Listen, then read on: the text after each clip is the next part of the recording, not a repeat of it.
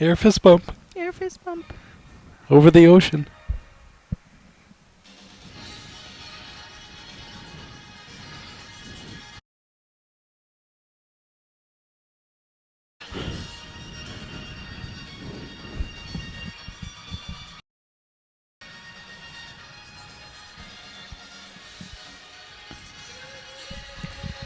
Good morning, beautiful people.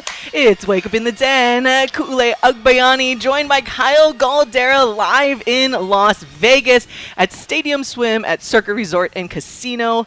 Good morning to everybody. Good morning to you, Kyle. We are here. We have landed. I am running on about like 2.5 hours of quality sleep. You, my friend, just got here. You kind of like around 8:45 local time, which is about like 20 minutes ago, because you just landed. And yeah, safe travels. Glad you made it here, and happy to be doing this show with you for the rest of this week. A special 7 to 10 a.m. special hours there back home in Hawaii time, and of course streaming live on our YouTube channel. I wish we could show you guys the views, but like I said, technology sometimes. So we have a single cam at least, but hopefully we can get it up and running throughout the next couple of hours that we have, or definitely by tomorrow. But happy to have you guys join us. You can chime in on the YouTube chat or text 888-KG1. That's 808-888-5481 if you want to get in on any conversation that we're having, really. But before we get into things, a lot of Hawaii football stuff to get into. But yes, Kyle, how are you doing, my friend? And happy to have you here with me today. Great to be back. This is our home away from home, my bags and everything. Literally 20 minutes ago, straight off the plane. But it was a great flight. A little bit of overcast weather. We might have some rain today, but nothing can rain on our parade.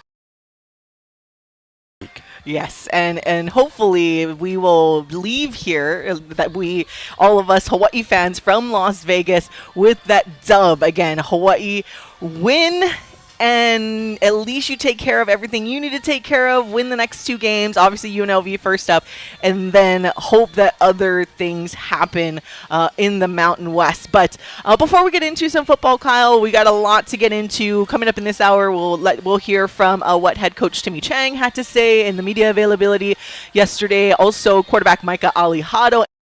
A little snippet as well from the media availability for UNLV football head coach Dan Mullen and what he had to say ahead of their matchup here with Hawaii. But a lot of stuff. We'll get into some Hawaii football game notes. Take a look at this matchup as it is right now. I know it opened up as a UNLV as a 3-point favorite with the total.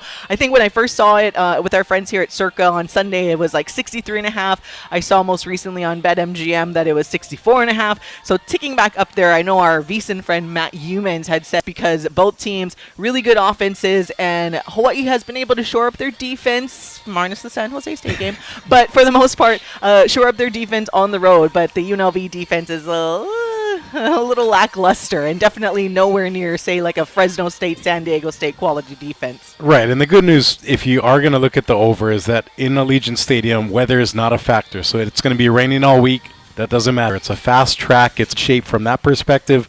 The only thing UH can't do is show up like they did against San Jose State and just give up an absolute stinker of an effort. So if they come to play, I think Hawaii will be in good shape.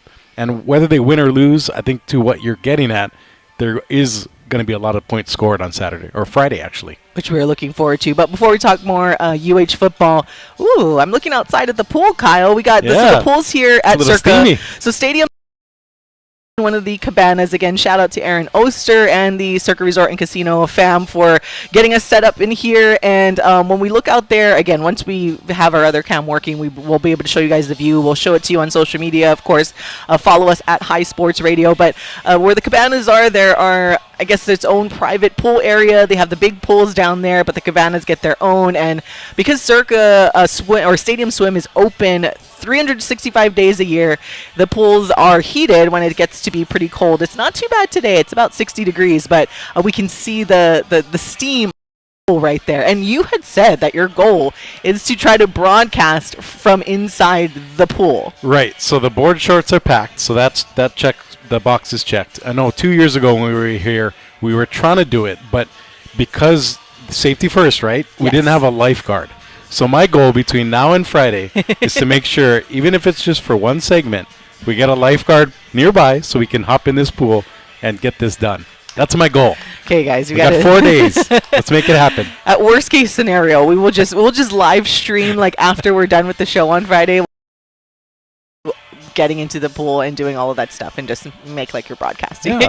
And all the listeners who are coming up to Vegas, feel free to come and join us at Circus Swim. Join in the party. Yeah, and we have a bunch of guests coming up this week. A bunch of guests from UNLV representation, because last time we were here, a lot of people enjoyed our conversations that we had, talking about the Super Bowl. This is before the Super Bowl was. We have your friend Dan Rush that is. We'll get you the exact times, but Thursday he's going to join us to talk about, because he's in for MGM. He's like the VP and does all the sports marketing stuff. So we'll have conversations with him. A couple of UNLV reps that will speak similarly about sports tourism, which 2 years ago we were talking about this for Hawaii and with the stadium. So it'll be interesting to kind of bring this discussion up again and see how Vegas has been able to really capitalize on transforming it from just the entertainment or the city of sin or the gambling capital of the world, yada yada yada, to now that you can gamble.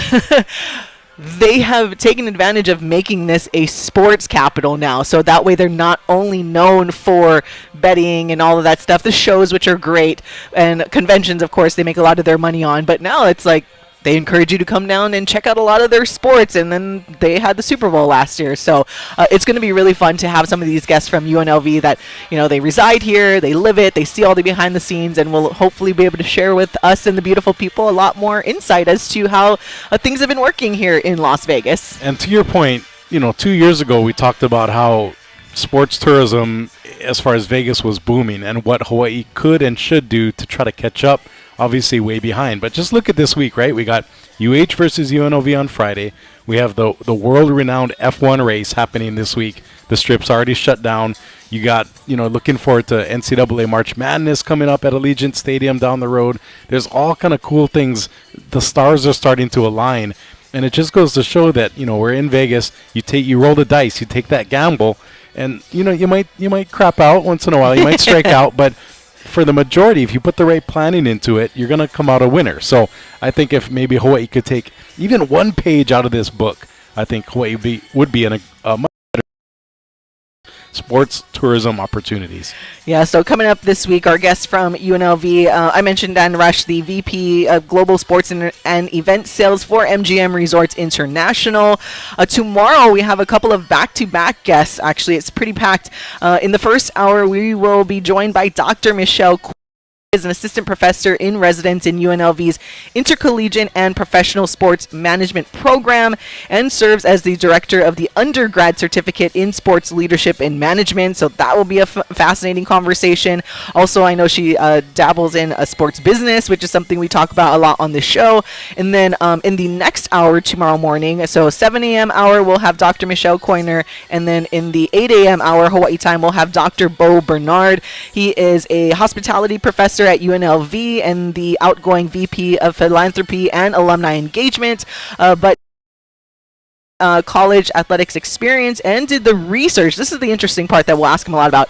Did the research to bring the former Oakland Raiders to Las Vegas, so he can share the whole story of how the Raiders even ended up here. Because from the outside, from Hawaii fans' perspective, we look at it like, oh, that was almost easy. Like Oakland, okay, if you're going to move the team, kind of matches going to Las Vegas. It's an easy commute, like a drive for people in Oakland, LA area, and all of that stuff, whoever the fan of the Oakland Raiders were in California.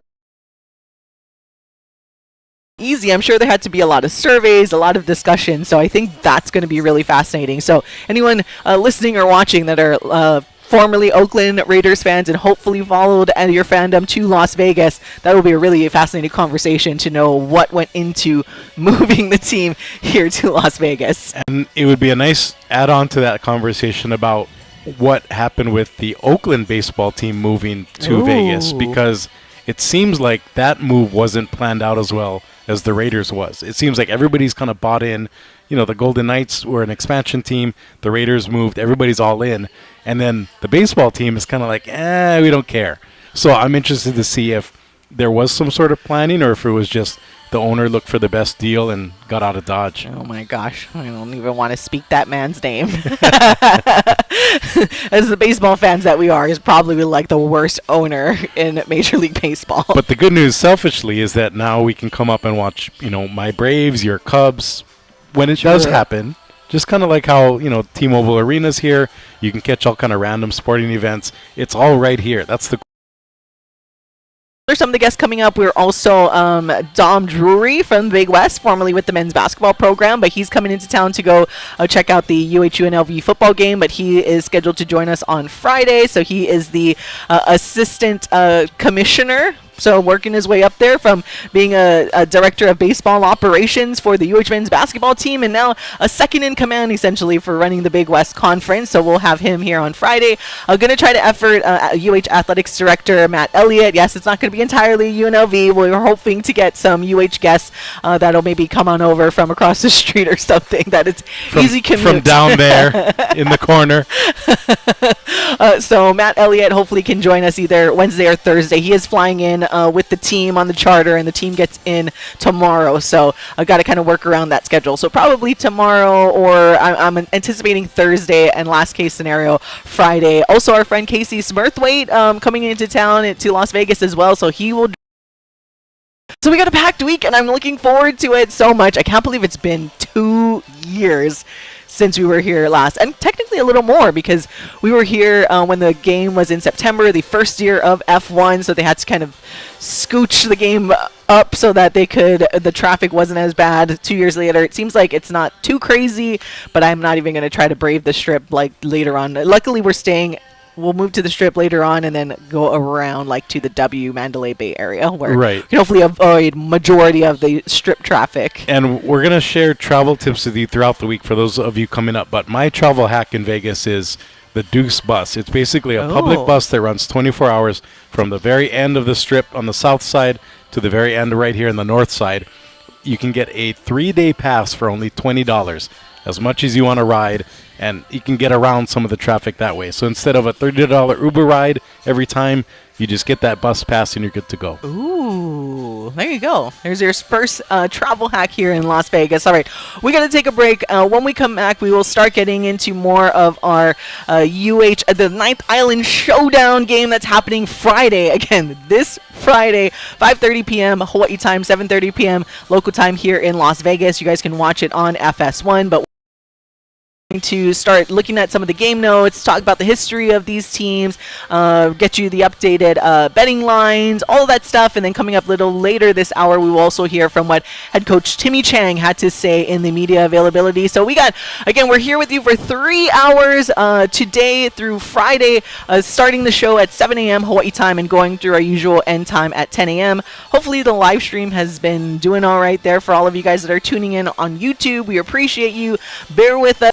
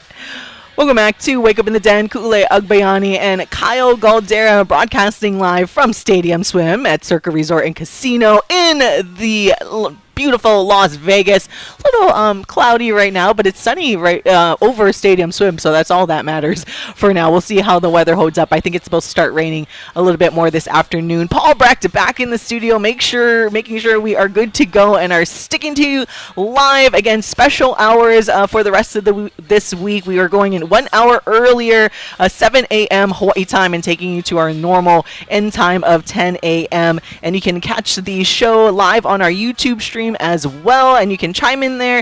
A shout out and hello to Caesar, of course, chiming in right as the show started, and our friend Justin Baptiste as well, our media member colleague. So good morning to all of you guys for joining us, and if you missed anything, you can listen on, and we wish we could show you the outside and the gorgeous views. We will show you on social media, but one of the things that we can see in our direct vision are the odds. If you've never been to Stadium Swim, in the middle they kind of have like the massive screen where they play their sports, or in this case right now, because there are no sports games on, we see Pat McAfee show, the show that wishes that he could be as cool as we could, so just maybe he'll get there one day. He'll get there one day. Maybe we'll inspire him to be as cool as we are.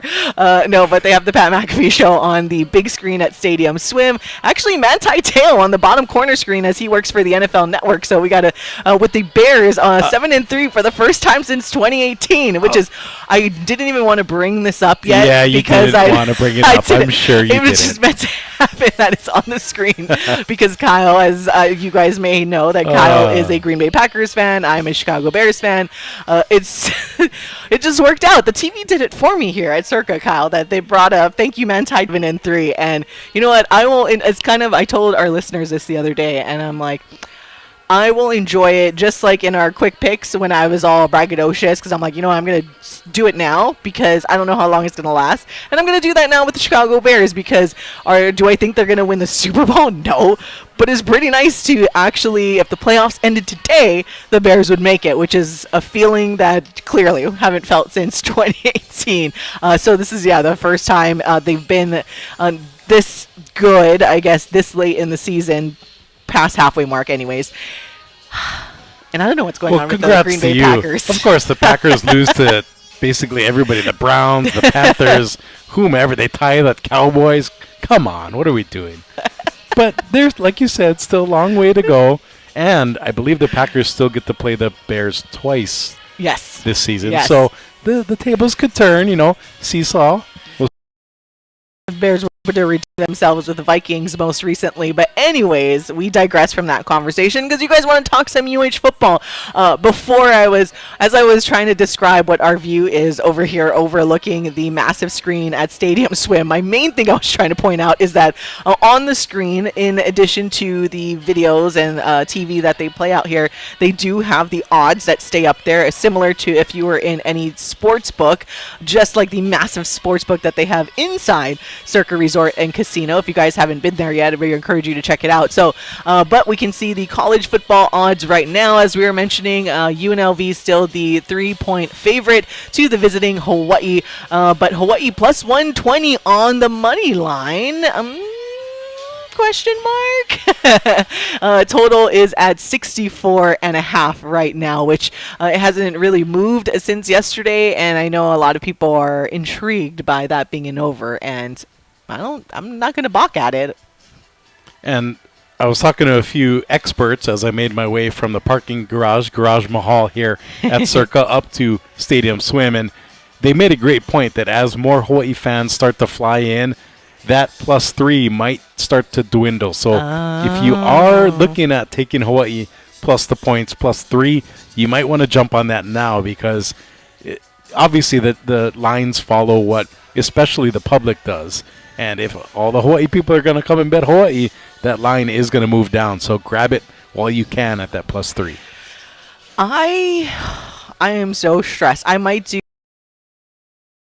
no hedge on this game just because I'm here. I felt really good when I mentioned it. I have not cashed my tickets yet, but I am already starting the net positive here in Las Vegas because I do get to cash a couple of tickets. Hawaii over 6 wins. That is very nice. So I get to cash that already with Hawaii with 7 wins. And then I took Hawaii money line against Stanford, which was even. So no plus money there, but even is fine too. So I get to cash that.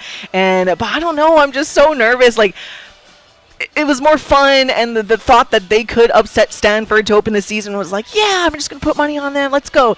And now that there is so much at stake this Friday, because that's probably it. I don't think I'll be too stressed. I don't even know if I could even feel good about emotionally hedging it anyways. So we'll just throw money on the over and hope for a shootout here. And I think that's a great play, actually, because you take the emotion out of it. You're basically just cheering for points, and if Hawaii happens to win, then icing on the cake. But 65 points should be pretty attainable, knowing how bad the defense of UNLV has been and Hawaii's defense could be, especially now that they're on the road. So we'll see how it all pans out. But I do like your thinking there is you don't want to put too much emotion into it, knowing that, obviously we're collectively rooting for Hawaii because as Hawaii does better, the state does better. Mm-hmm. When you look at it, the university does better. But I think that over is a nice, juicy play. Are you going to play that game? I kind of like that over 64 and a half. We'll see how it continues to fluctuate. And, of course, we're going to be here all week, so we can literally watch that line as it goes up or down or stays the same. So we'll keep everyone posted. 20. As long as Hawaii stays plus money on the money line, you guys know plus money, honey, is kind of like my favorite thing. And that way it's just a little bit. That way, if I do have to part ways with whatever dollars, don't let me down, UH. But if I do, it doesn't hurt as much. But on the flip side, if they win, it's the double whammy. I love it. I will say that for those who are already in Vegas or are back in Hawaii and have means to get things in, there are some World Cup qualifying soccer matches this morning starting at 9:45 Hawaii time. So if you want to start building your bankroll now, there's some opportunities. I believe Liechtenstein. His way, but he went to go put in a bet, and I'm like, so Kyle just got here. So just to spell it out, I was waiting for our great marketing executive here at Circa to escort me up to Circa Stadium Swim, and in the meantime, I did happen to peruse the kiosk offerings, and I took a gander at a few plays. So. I love it. Good luck, my friend. I have not put in anything yet, so we will see. I haven't really even glazed any of the boards. We'll see what I put in. Maybe we'll ask our Paul Brecht and put together a fun parlay for all of us to cheer on. Can I give you one bonus pick for today? Okay. Your Orlando Magic are 3.5 point home dogs to the visiting Golden State Warriors. Oh, okay. I'm just kidding. Wait, I got to look at their injury report because it's Orlando is always injured. So whether it's Jalen Suggs or Paolo Banchero, somebody significant is always injured for Orlando. So we'll see how that goes. I don't know. But anyways, getting back on track to football.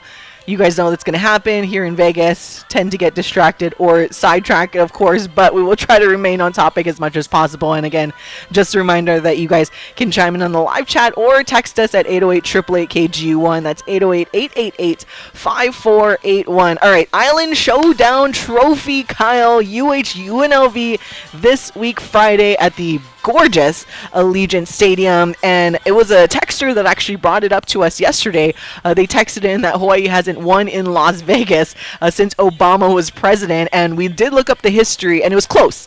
So the last time Hawaii did win in Las Vegas was in 2019, so that was a good year. Last time Hawaii went to the Mountain West Championship game, bowl game, the Zach Wilson helicopter game, I guess you can say, last game in the Aloha Stadium, so pretty significant year in 2019, but prior to winning in Las Vegas in 2019, the last time Hawaii won here, and like I said, we know different stadiums, obviously, since before. Allegiant is relatively new. I think they've only played in it twice so far.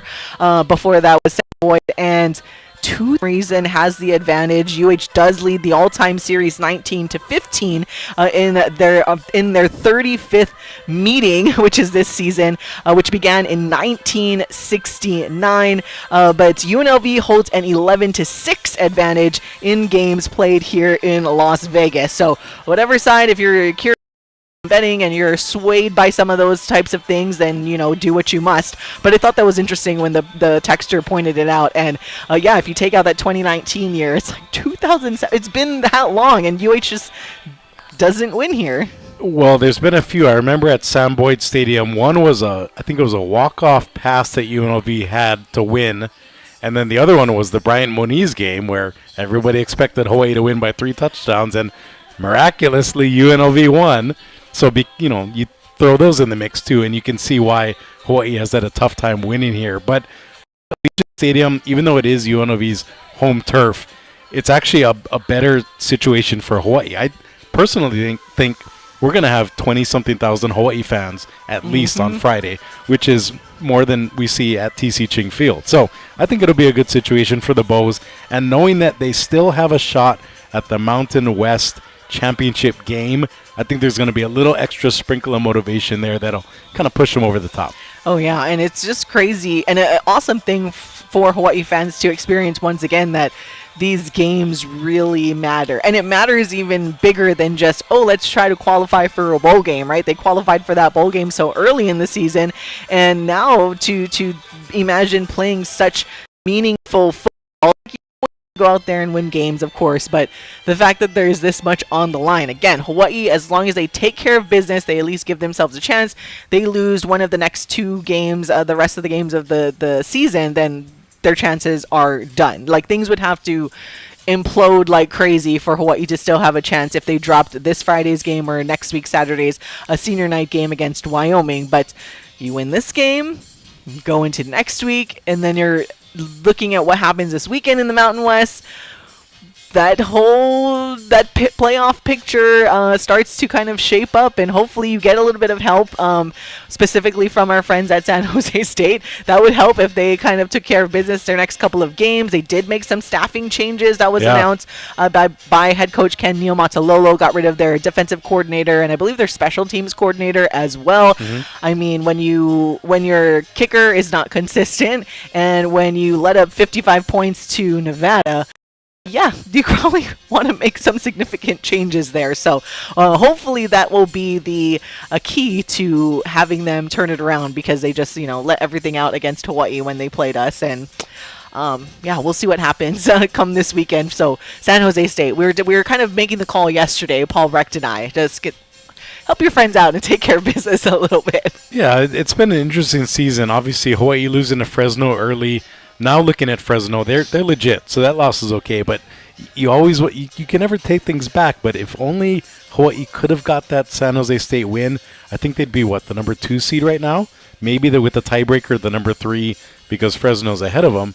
But by beating San Diego State the last time out, you got the tiebreaker over them. So there's all kind of cool scenarios in play. But basically for Hawaii, just win out and let everything else take care of itself. All right, we're going to take a break, but when we come back, we will continue our football conversation. We'll let you guys hear from what the head man in charge, head coach Timmy Chang, had to tell the media in yesterday's media availability before they make no distractions. They always stay off the strip as well to make sure they're far away. Clearly, every hotel here, though, has a casino, but as long as you kind of keep the team away. So that's been the good thing with this team this year. It does seem like if you take out that San Jose State game, a lot of these road games feel like they are more business. Like the team's mindset is definitely different from what we've seen for the first few years under Timmy Chang. And I think that really has made a huge difference in how we've seen them perform so far this season. And I know I was critical of Hawaii last year for the way they performed on the road. And I had heard some things from sources about, basically the players went and spent time with family instead of focusing on business.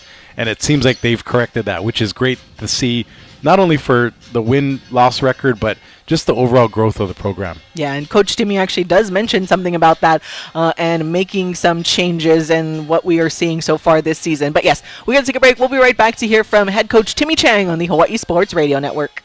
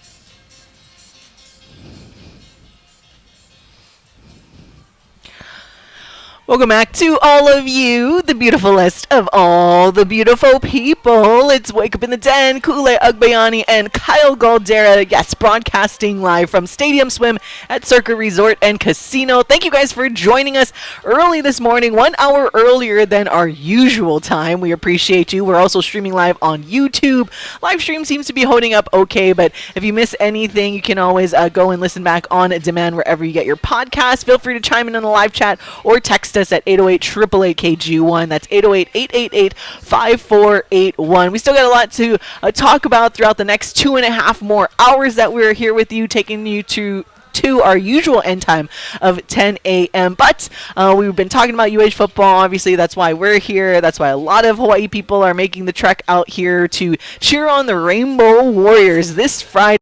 Take on UNLV. Well, yesterday the team was made available to the media, and our Michael Lescaro was able to get out there to get some audio for you guys, and we'll hear from Micah Alihado a little later in the show.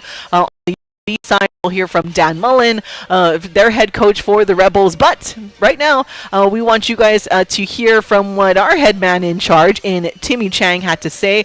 And he kind of just starts with his response to how he is looking at this game week ahead.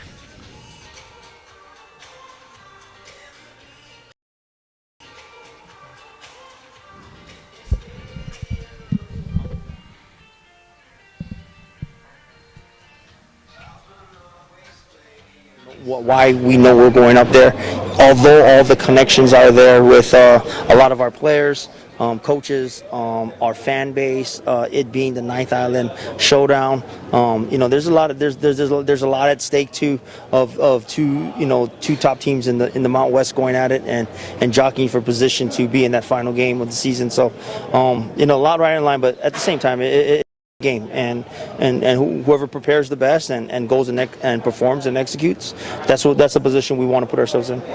So I think we have to fine tune anything that we do on the road or at home, or just to put us in a better situation to be successful, to win and try to win games.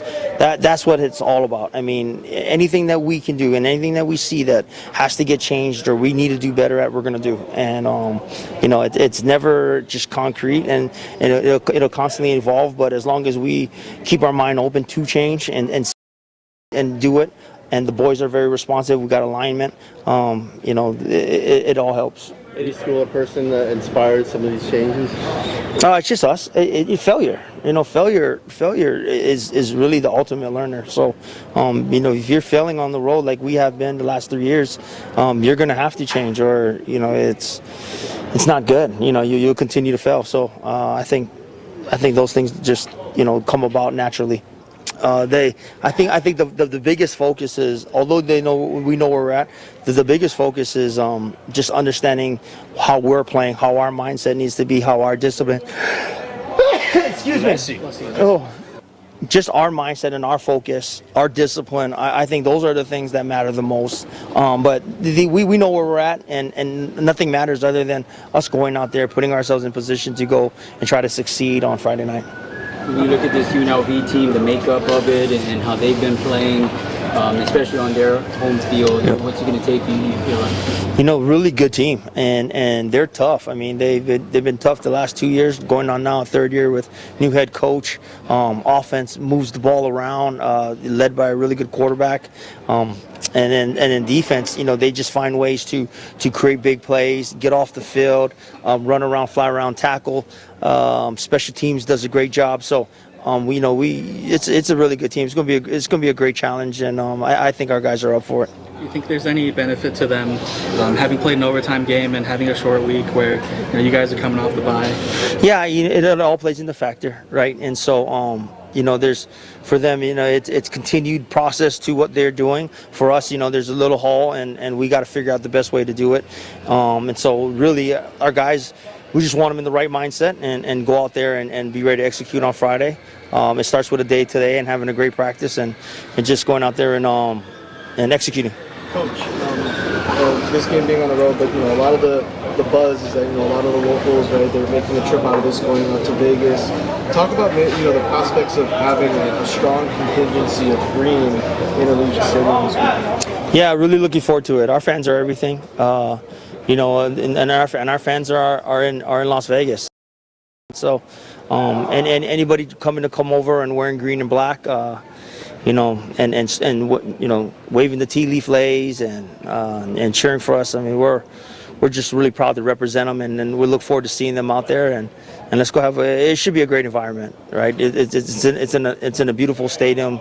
A lot of things going on this weekend, and to the guys, they understand there's a lot of distraction, but we're there to go entertain, and we're over there to go perform. So we got to be locked in.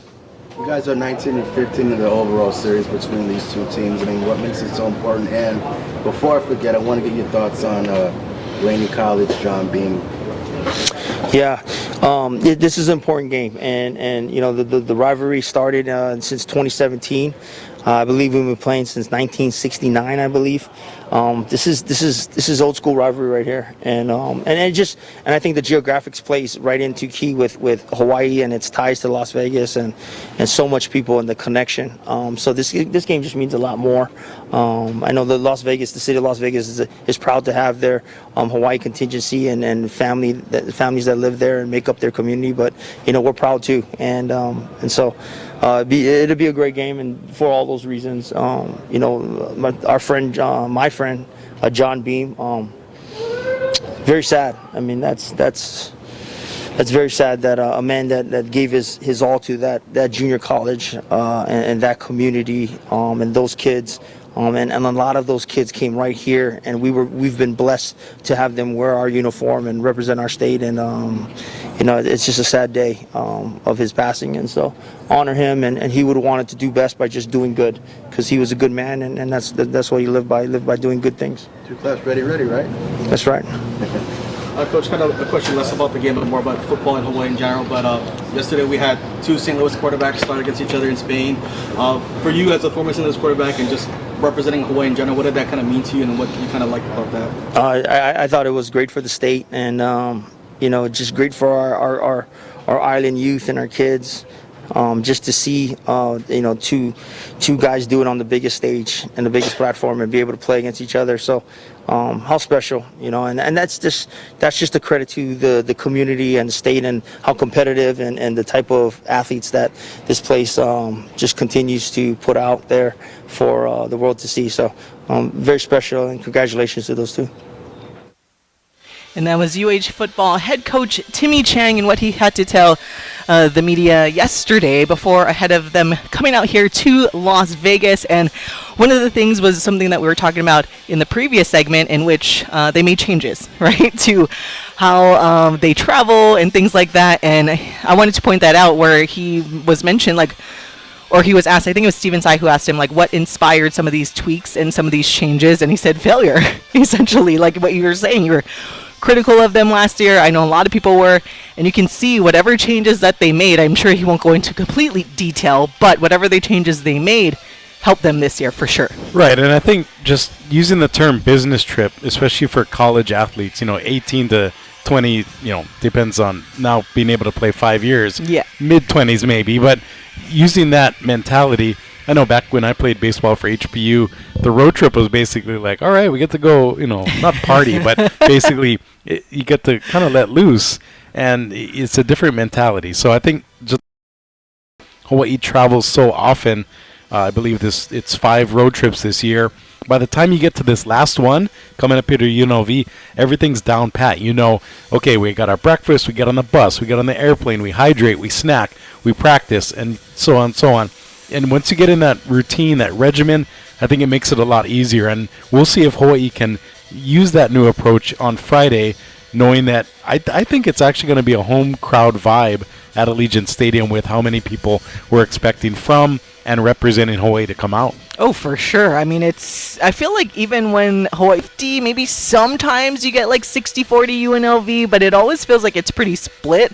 And then especially when you're like walking through the casinos on game day, or Hawaii residents that now live out here and are with the 702. So there's all of those people that when the home team, their original home team comes to play, they go and watch them. And now even more so when Hawaii is having the year that they're having, and at the same time when UNLV is also a very powerful team with a really fun offense, people want to see fun football. And that's why I think that total is intriguing, and I'm hoping to have that. And like Kyle said earlier, like that's probably the one bet I'll place on that game is just the over, because too many emotions, too many feelings of wanting Hawaii to win so bad. I'm not going to stress anything more than just both teams, or Hawaii putting up like 55 points on its own over this UNLV defense. That would be ideal, is that Hawaii has gets to like the 50 mark, and then UNLV maybe scores like a pair of touchdowns, and then you're already there. Paul Breck back in the studio taking positive Paul. Jose State. I don't know what's going to happen.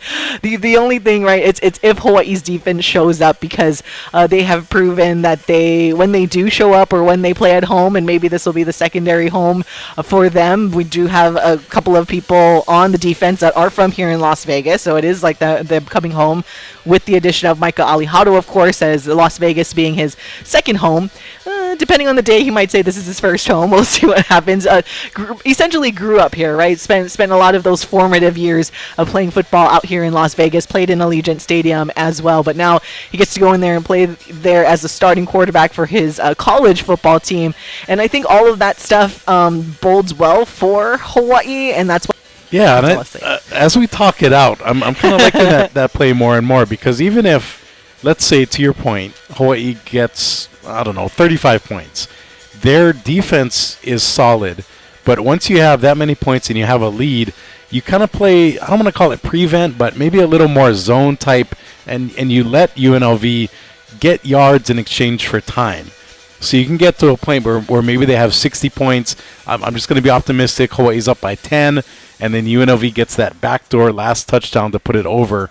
And you could see a scenario like that. So even looking at Hawaii optimistically winning the game, I do think that over is a really solid play. Yeah, I'm trying to hopefully this internet works for me accordingly. But when you look at some of the passing offenses, again, Hawaii there, when you look at the stats here for the Mountain West, San Jose State still leads for the passing offense, but Hawaii right behind San Jose State, again, averaging 302.4 yards per game. UNLV a couple of spots behind, averaging 258 yards per game. And we talk about Calandria all the time. Sometimes Hawaii doesn't have a great history against dual threat quarterbacks, and I think that's the biggest threat, in my opinion, to this defense, because after watching him too this past weekend, I'm like, dang it, he's good. I think I know what Walker Eget did against Hawaii and this defense for San Jose State, but in my opinion, he's up there in terms of if we're having the best quarterback in the Mountain West this year. To me, it's between Calandria and, of course, Micah Alihado, because just Calandria's ability to not be that pure dual threat where once he starts going, and he's a bigger body too, so he can just kind of elude some tackles here and there. So he's going to be an interesting one to watch and see how this defense comes forward. But if there's anyone I trust to come out with the perfect plan, it would be Dennis Thurman. So that's a good thing that we have in our favor. Right, and the good thing too, you mentioned Micah Alihado. I think a lot of the Hawaii points, it was kind of like, oh no, we're done, or UH is done. Whereas now, you get down by 10, 14, and it's time to come back. That confidence, I think, permeates into the team as well. So you can see him playing that way. Yeah, and I've said this before on the show, but I will say it again, because I just have to give him so much credit. And not just Micah, but just this team in general, to add on to your point. And I know Paul and I have talked about this so much, where in the past, it does seem like once they make a mistake, right, it's just kind of, like you said, it's just, all right, well, we'll just, it's like they get down on themselves and they let it bother them, and then you can see how the rest of the game goes. But this team, I mean, we've seen multiple games where the offense just doesn't start hot right away. You get like, what was it, like an early like 10-yard sack and then an interception, right? And then next thing you know, we're just like passing touchdowns like no tomorrow, or going back to the Stanford game. Whew, that was a crazy start to that game, and then they kind of turned it around, right? And I think, as you mentioned, where Hawaii fans, when you're watching this team, you never feel like, oh, here we go again, they're not going to come back from this, or they have been playing such complete complementary football, two halves, right? That's something we've seen in the past as well, where they look really, really good in one of the halves, and then it's just something goes out the window in the opposite side. Sometimes they start off strong, and then the second half they just disappear, or vice versa, right? They have like a bad first half, and then they have a strong second half, but then at that point it's too little too late, where it seems like this year they kind of, once a mistake happens, they come back from it right away so that they don't let the game get away from them. Again, Right. minus the San Jose State. Right, and even not only at the half level, but I know last year we talked about it. They would have a great series, and then the next series they'd be really inconsistent. But this year it seems like, I think Michael Alejado's leadership and the way that guys like Jackson Harris have stepped up and really taken command of this offense, it's allowed Hawaii to use its offense as a secondary defense, where even if your defense doesn't come with the 100% A game, by scoring a lot of points, like back in the June Jones days, you can win games 45-40, and so on, and use that as a secondary defense. All right, I just looked at the clock, and we keep blabbing, but we've got the Circa Stadium Swim big screen going. We're so excited to be here. First hour, just about Powell here from Las Vegas, but we're gonna take a break. We'll be back to close it out here, or not close it out. Close out hour number 1. We still got 2 more hours left after this, but closing out hour number 1 when we come back on the Hawaii Sports Radio Network.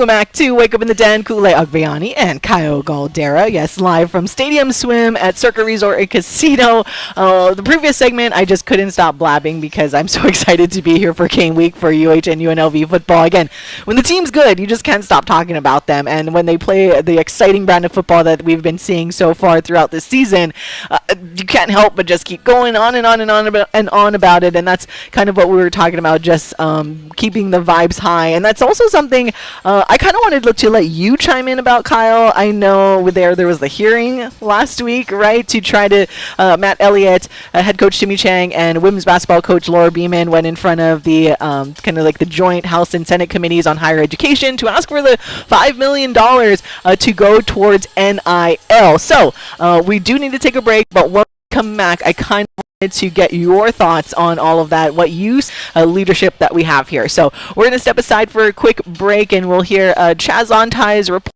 traffic, all of that stuff. So we will be back here from Las Vegas on the Hawaii Sports Radio Network.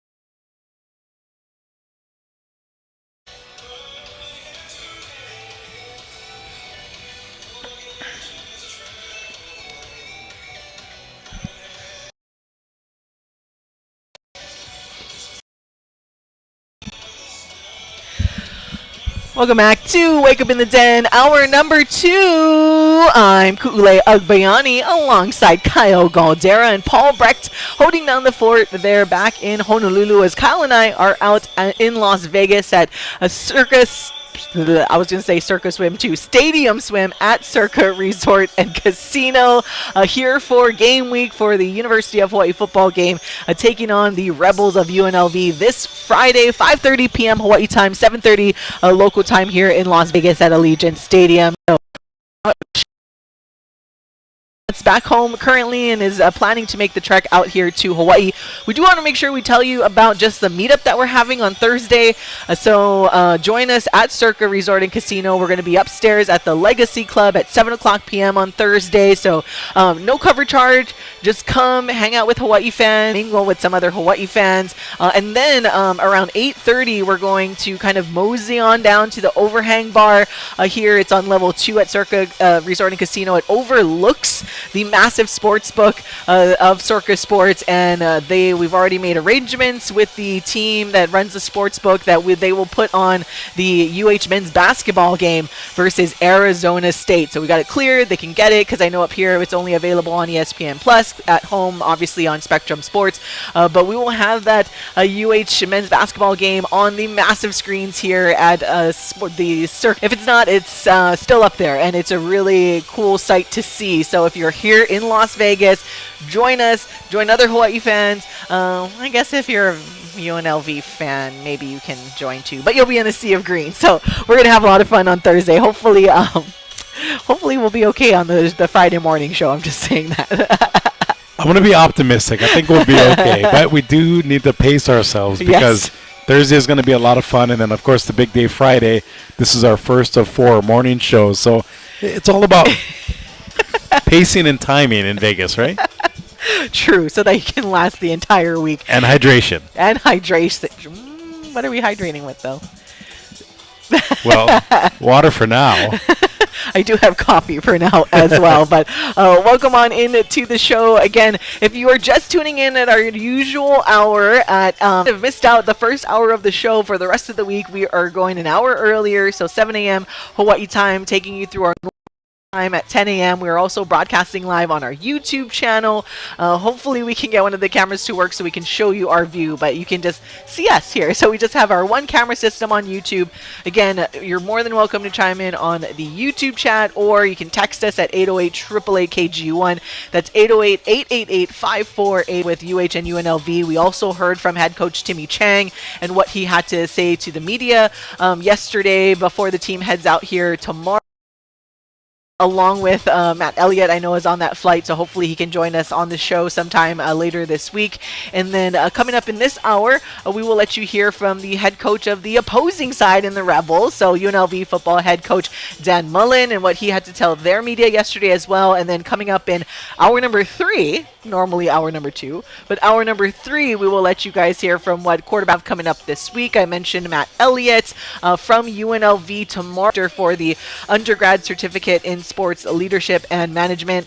I also kind of joked about this because our Michael Iscaro used to be in band when he was at Waipahu High School, and I guess Dr. Coiner's husband is the band director at UNLV, so we can maybe talk some band stuff too, marching band that is. So the group that we will see probably at halftime this Friday. So fun fact, I was actually in the band at Kamehameha as well. Ooh. But I gotta say, my motivation, basically I started in 3rd grade, played through 9th grade, and my motivation was we got to go to Europe as a freshman. So when I got into 7th grade, they're like, you should probably hang on because there might be something big coming up in high school. So that was kind of cool. So it just goes to show there, we talk about sports a lot, but sometimes band can be another outlet if you want to get involved with that. You can be a halftime performer at the football game. Yeah, and if you're really good, you can go to like Ohio State. I know they're always like one of the top bands in college as well.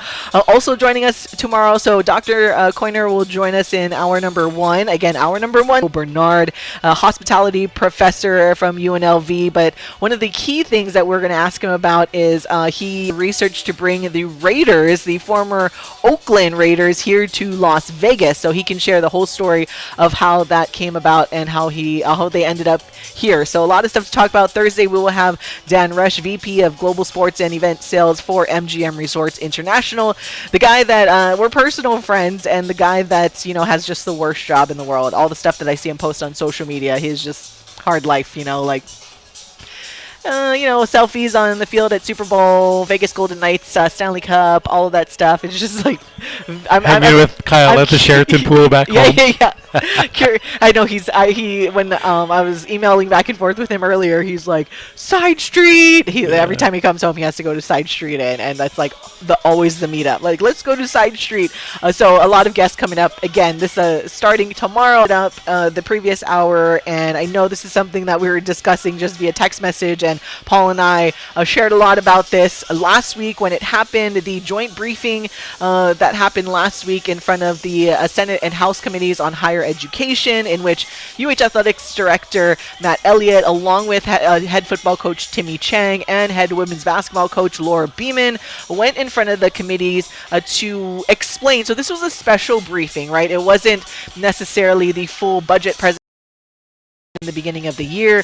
This was more of the, all right, let's have this special briefing to explain the landscape of NIL, which I do appreciate, because and you could tell that briefing lasted for almost 2 hours, so you could tell there's a lot of questions, and not everyone's still trying to grasp all the information as to why on earth would you need all this money to pay student athletes, right? You can tell there's some kind of disconnect with majority of thing and trying to say why they want certain money. So that was nice that they set aside. And so they had all of that time to really go over, all right, why do you guys need this? Matt Elliott could formally present what they're asking for, why they're asking for it.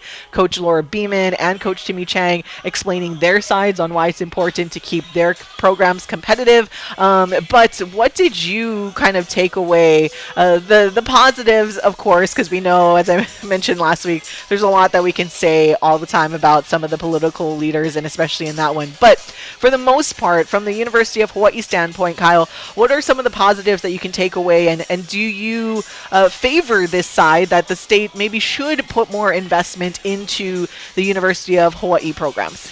Well, I think a couple of positive takeaways. Let's start with Athletics Director Matt Elliott. I think he does an amazing job coming across in a presentation. He laid it out. He was very, maybe compassionate might be too strong, but he understood that the lawmakers don't really know what's going on. And instead of being combative about it or being like, why don't you guys, keep up with me, he spelled it out. He took his time, and I really liked that. I also liked how Coach Laura Beeman was very practical and matter of fact about, here's what I need and why I need it, and I need it now. It wasn't, no sugarcoating, nothing fluff. It was just, here's what I need, let's get it done. And then from the lawmaker's side, this might not be too positive, but it just, obviously the fact that they took the time to sit and listen is a positive step. But when you have somebody like Kurt Favela over there ranting and raving for 5 minutes about how people should be wanting to come to UH, not getting paid just because they love it, that ship has sailed, buddy. Like, he's a great guy. I saw him on the airplane last week going to Hilo. We were both going on work trips. Very nice man. But the fact that he's in such a powerful position on that committee of higher education just boggles my mind. And the fact that people aren't really grasping the concept of, this isn't like when we were college athletes where we were just happy to be on the team. Yeah. We were getting an education. I happened to get an academic scholarship, so I wasn't worried about all this other stuff. But the landscape has changed. And to Matt Elliott's point, if Hawaii is going to not only get to the standard, but even maybe go ahead of some other schools in the conference, in the country, we need this $5 million and more. Let's try to get to that $20 million, not, just doing the bare minimum. So it is a good step, a good start, but knowing what we know about how Hawaii operates, I'm not totally sold that we're going to get there. Yeah, and I kind of brought this point up last week where you kind of will this is the initial investment that needs to be made in the University of Hawaii, and I get it. Clearly our audience that listens to this show are, for the most part, UH fans, right? But there is a lot of other things that need taxpayer money in the state, obviously. But I hope that they can make this investment, because we look back at the Pro Bowl, right? There are so many other things that come out of that when you initially invest into something like that, like how it trickles out into the community when the football program especially is competitive. Like, that's why we are here, and the vibes are high, right? Like, it just makes people, like, with all of the stresses that people are dealing with back home in Hawaii, how expensive it is to live, yada yada yada, when you have something to be proud of, like your football team especially, because that's what drives things. That's the most popular thing in the country, really. It's the NFL and college football. Like, they drive everything. And when the people back home in Hawaii can feel like, wow, I'm proud of my football team, and the football team's good, generates the revenue, then it trickles down to all of the other sports, right? Not taking anything away from what Coach Beeman has done and the success that she's had. And, of course, volleyball with Charlie Wade, men's volleyball, I mean, back to back to back, like, conference championships, you know, getting into, but nothing beats when your football team is successful. And that's something that, again, Hawaii people can root for. It brings people together. It makes you go out and smile, like on a Sunday, right? Like I mentioned this last week, when you go to church, or when you're going shopping or preparing for your work week, and you run into people like, oh, did you watch the game? Like, and everyone is just happy, right? No matter what's going on. And then you get together on Saturdays and cheer on a winning team. Now, you know, we might not go undefeated every year, but if every single year you're talking about Hawaii football putting out a winning season, being in this conversation like they are right now with 2 games left in the season, that there is still a chance to make the conference championship, I think that's all. Obviously, you're still going to have the people that are like, sugar ball again or nothing. Oh, but I think realistically, I think the people of Hawaii, imagine like and play meaningful football this late in the season. Of really good points. First of all, the fact that the vibes are high. You know, I'm a contributor to the TV broadcast with Spectrum, and I've never gotten so many texts before in my life. You know, whether I'm on air or even the next day, like, wow, great broadcast, great to see Hawaii doing so well. It used to just be crickets when they were 500 or below, so that's cool. And then just going back to the idea about $5 million. Obviously, you know, for you and me and most of us, that's a lot of money. Yes. But when you look at some of the things Hawaii spends money on, $5 million really isn't that much. It's just a drop in the bucket. I mean, Donna Mercado Kim is out there saying, what about this? It's not fair. Life isn't fair. College athletics isn't fair. Title IX is there to help put guardrails in place, but even with that, football is going to get more love and more money than the sailing team. I'm sorry, that's just how life works. But if the football team, let's say goes to the conference championship and maybe even gets a sniff of the playoffs, without football, you don't get that. So you need to put all the building blocks in place, and I don't think the lawmakers, not all of them, but some, especially the ones in this info briefing, I don't think they're all there yet. So maybe, again, putting my positive Paul hat on, maybe they will get there in time for next session. I wasn't too jazzed about how negative they came off, when really Matt Elliott and the coaches, I think, did a really good job of at least putting everything they need on the table. Yeah, and the good thing is, and we mentioned this before, that Garrett, even Senator Hashimoto, they seem to, out of everyone that was answering or asking questions from those joint committees, they seem to be the two that at least have the most knowledge and understanding of the situation. I still thought, like, Representative Capella, I thought her questions were valid and the dialogue was still very, very good.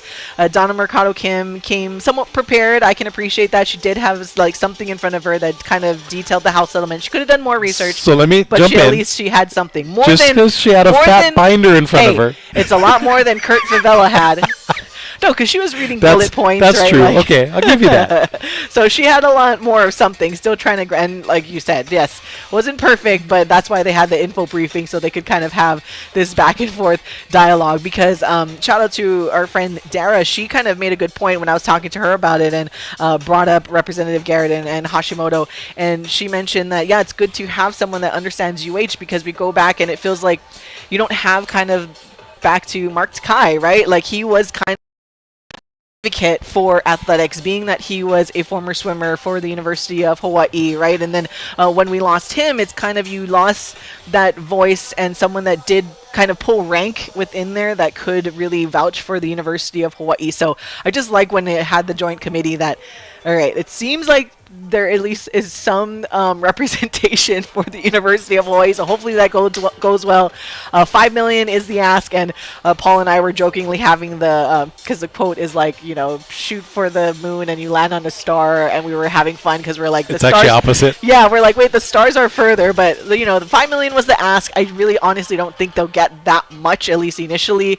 Football, same thing with the ask, right? Football asked to have if they got the full 5. Football was asking for 2.5 million of that, and then women's basketball, Laura Beeman said ideally fourth. I do have hope that there will be at least a little bit of something to go to the NIL portion for the University of Hawaii, in addition to all of the other budget things that they are asking for next year's budget. But for the most part, 5 million is the ask. Maybe they land on the moon and we'll land at 2.5 million, and then we'll see how much football gets out of that, and then it'll trickle down. But 5 million is the high ask. We'll see what happens out of that. And just to put a bow on this, and again, I've mentioned this so many times before, imagine if Hawaii dabbled into the gaming experience. How much, you could fund 20 million easily just by offering that. You could pave all the roads. You could build a rail around the island. You can get so much done if Hawaii could maybe just open their horizons just a little bit more. Hey, it's happening everywhere. You don't got to tell me twice. After I saw the true proof, and where you don't even need sports betting, where the Minnesota Vikings stadium got paid off 20 years early, saved taxpayers a bunch of money because they had electronic pull tab games, right? So it's they don't have legalized sports betting yet. I think they're kind of close, but paid it off with just pull tab games. That's it. Right, so if you have the taboo that is still there with sports betting and casinos and the connection with Vegas, so if you want to be more conservative on that end and not have sports betting, then why not pull tab games? Something that you can take the taxes on, and then that's what. But when I saw the proof there in it being done in a state that does not have legalized sports betting at that time, when they built that new stadium in Minnesota, and they were able to save the taxpayers all that money from something that is a form of gambling. Well, we need to start being a little bit more creative there back home. And again, last thought on this topic, but one of the ideas I've heard is you build casinos, but only visitors can go.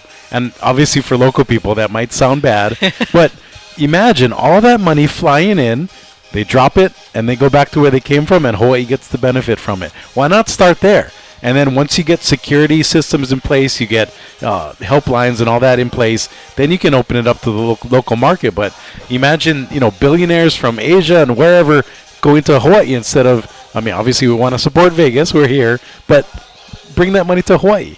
It's join us from UNLV that they have a lot of experience in the sports tourism space, especially here in what is now turning into the sports capital of the country. After it was a sports or the entertainment capital, now it's turning into the sports capital here in the U.S. Well, anyways, we're way past the clock. We got to take a break. When we come back, we'll get back into the UNLV football conversation and let you guys hear from. We'll go with Rebels head coach Dan Mullen and what he had to tell their media ahead of this week and the big time matchup for them against the University of Hawaii. So we'll be right back on the Hawaii Sports Radio Network.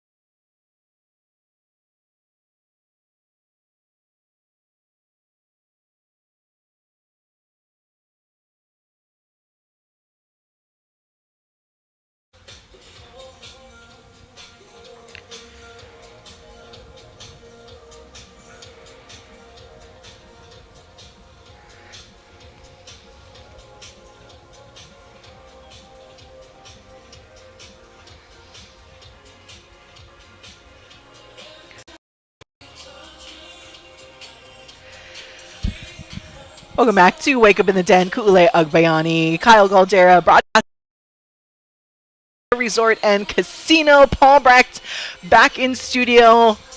You know what? Forgive me.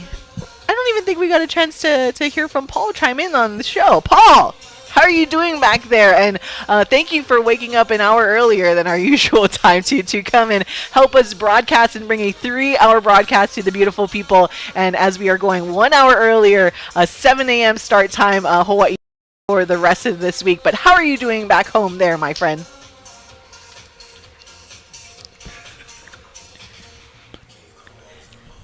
Before we wake up in the den, obviously in Las Vegas. So, it's been fun listening to you guys chop it up. Obviously, a fun week ahead for us and a lot more to get into. But so far, it feels like it's been pretty smooth. I mean, we're already halfway through on the first day, Ku. Where's the time gone? It's flown by already. Yeah, I feel like every segment seems to get shorter and shorter because I'm just like blabbing on about all of the conversations we're having, and I look at the time like, oh, we got to take a break. But yes, if you guys are just tuning in, again, we are broadcasting 1 hour earlier. We're streaming live on YouTube. Feel free to chime in on the YouTube chat or text us at 808-888-KGU1. That's 808-888-5481. So far, my ADD self has been able to stay quite on track in a way without being too distracted by our view outside. That is the massive screen at Stadium Swim with, again, the Pat McAfee show is on right now. You have NFL Network in one corner, and you have, looks like Fox Sports, The Herd is on the other corner, but you also have all of the betting odds on both sides of this massive screen. The weather so far is holding up, overcast, looks like some rain clouds. I think it's supposed to rain a little later this afternoon, but for the most part, I think we should be okay, especially after we pack up. We are enclosed anyway, so either way we wouldn't get wet. We are in the cabanas. Again, thank you so much to Aaron Oster and our friends here at Circa Resort and Casino for getting us situated and getting our rooms and putting us in one of these, into the restroom and whatnot during commercial breaks. But I have noticed that there is a lifeguard up here, so I think the pool is technically open in the cabana area. So for those that joined us 2 years ago, when it was hot though, like today or for the rest of the week, it's not going to be as hot as it was when we were here 2 years ago in this closer to the tail end of the summertime. But they kind of had it roped off. They didn't have a lifeguard on duty in the cabana areas that are above kind of the main pool area down there where they have table games where you can play. They have a bar. They have a Friday show. So we weren't allowed to even really dip our toe in the pool. It was a no-no for safety purposes. Even the pool is 3 feet and 9 inches in height right there. But there is no rope that we have seen, and when I went out there, I did see a young lady that's up here with the like the lifeguard stuff with the attire and the. I do like how you mentioned the 3 foot 9 inch Alan Mia friendly pool out in front of us here, and the steam coming off the pool. We know it's heated, so it should be a lot of fun. And to your point, for all of our listeners, if you're coming up to Vegas, come by Circa Swim, come hang out with us. We have this beautiful cabana, plenty of room. Come on in. Yeah, you can see some of the behind-the-scene stuff. I know some people are flying in probably tomorrow and then Thursday. And from what I know, some people are even flying in Friday morning and daytime so that they can be here just in time for the football game. Again, Friday is the UNLV football game at 7:30 p.m. kickoff here in Las Vegas. And I think this is breaking news. I don't know if you guys covered it. I think Hawaii football just announced that Kansei Matsuzawa is a Lou Groza Award semifinalist now, officially. So props to him. We'll see. I'm thinking he's going to get at least 3 field goals and a bunch of extra points on Friday. So that's going to help his cause. Yeah, we may maybe later on in this show or throughout the week, maybe in hour number 3, since we're going to hear, I think, because he was kind of going through conference games, because Danny Scudero, the receiver there at San Jose State, obviously makes a case with all of the yards he's been able to put up.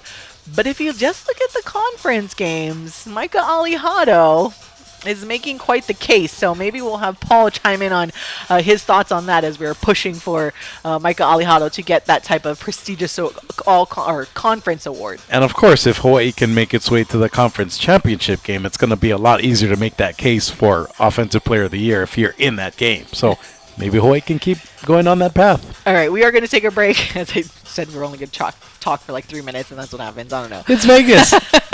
No rules, baby. Yeah, we're going to take a break. When we come back, then we will let you hear from UNLV football head coach Dan Mullen and what he had to tell the Vegas media yesterday ahead of their big-time, very important game against the Rainbow Warriors coming up this Friday. So we'll be right back on the Hawaii Sports Radio Network.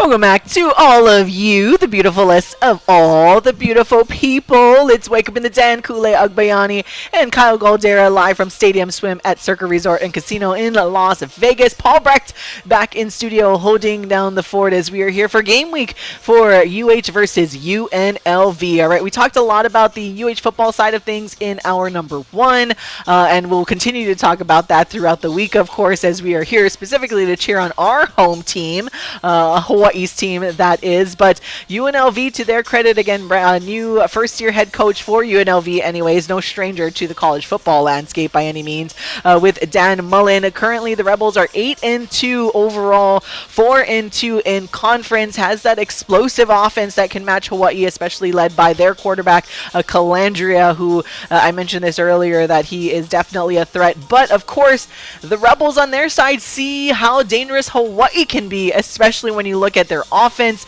being that UNLV doesn't have that great of a defense, as I mentioned. Definitely San Diego, as much as Hawaii did their thing against San Diego State, I still think San Diego State defense is one of the top, if not still the top of the conference. Just one of those games that was like, oh, had a bad game that day, just like Hawaii had a bad game against San Jose State, so I still believe University of Hawaii, but UNLV makes up for it because they can, as my usual game plan every time, just put up more points than the other team, and that is UNLV. But definitely the Rebels and head coach Dan Mullen not taking the Rainbow Warriors lightly whatsoever. So yesterday, so our number one, we heard from head coach Timmy Chang of UH, and so now I want to let you guys hear from head coach Dan Mullen and what he had to tell the Las Vegas media in their media availability yesterday.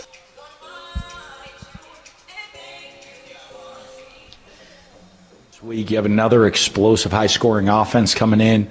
It's unique. But like this one too is not just a coach that knows it inside and out, but really played in it, So he knows that there are coaches' eyes. He knows that there are players' eyes for their offense. So they're going to cause us a lot of challenges all over the field. Defensively, very, very athletic defense. A lot of speed on that side of the ball, a lot of quickness.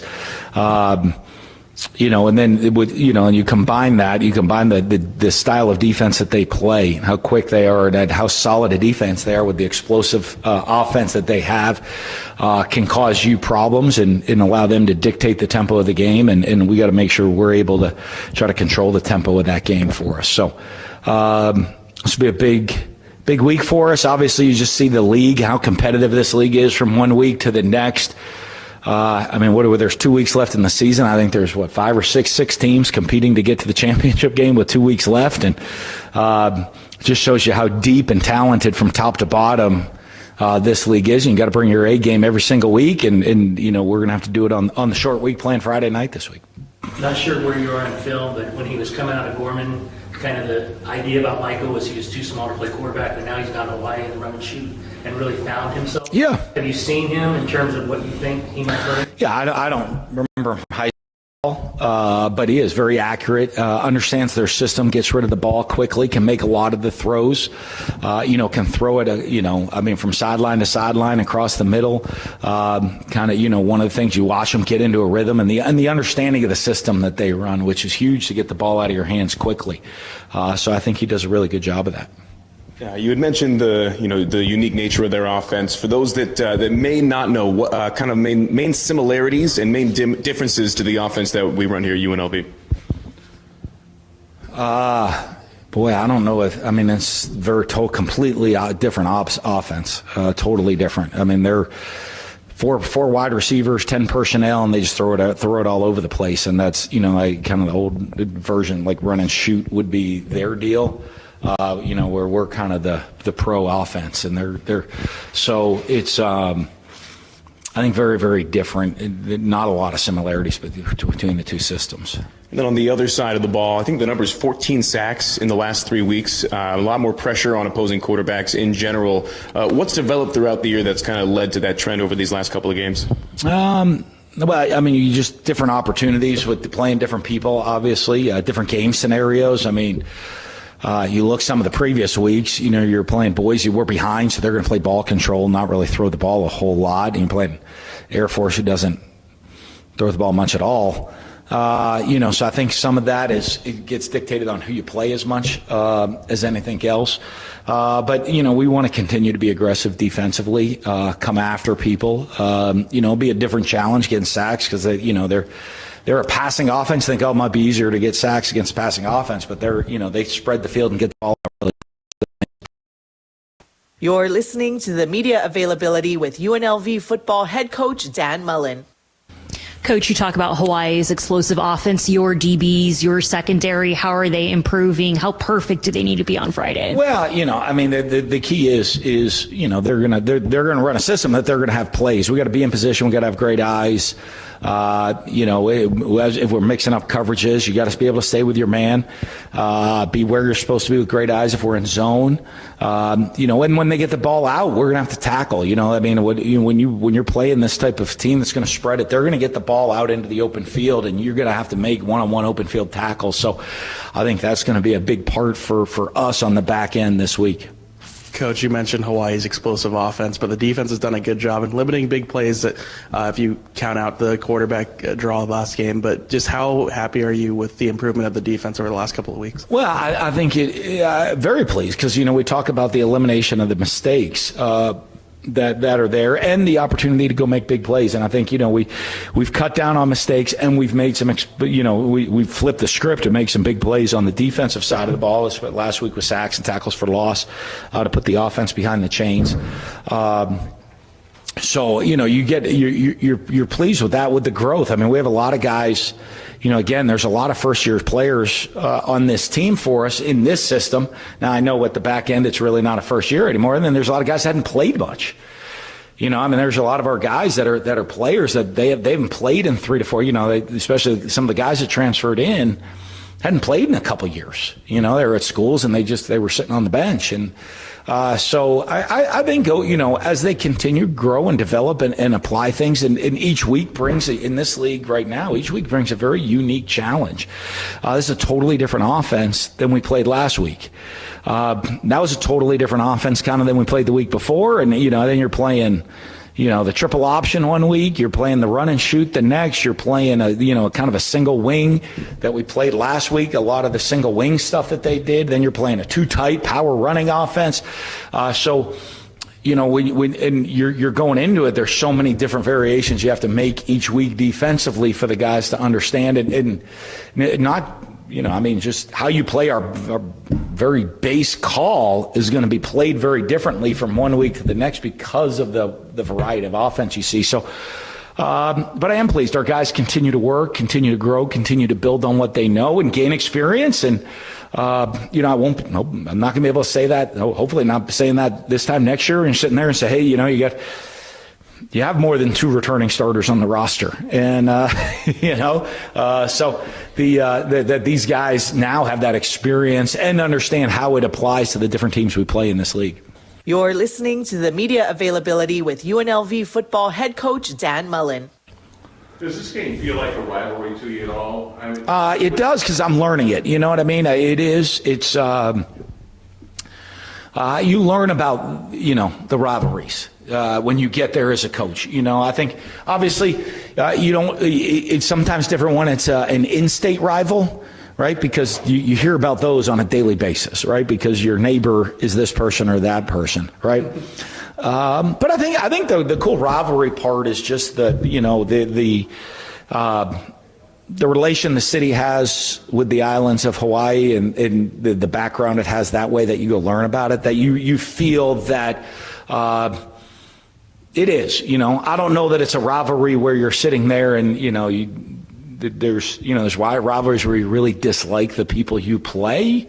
I don't know that it's that type of game. I don't know. A lot of people tell me. I'm learning that one, but it doesn't feel like that. It kind of feels like, hey, this is kind of a cool rivalry game because of the culture.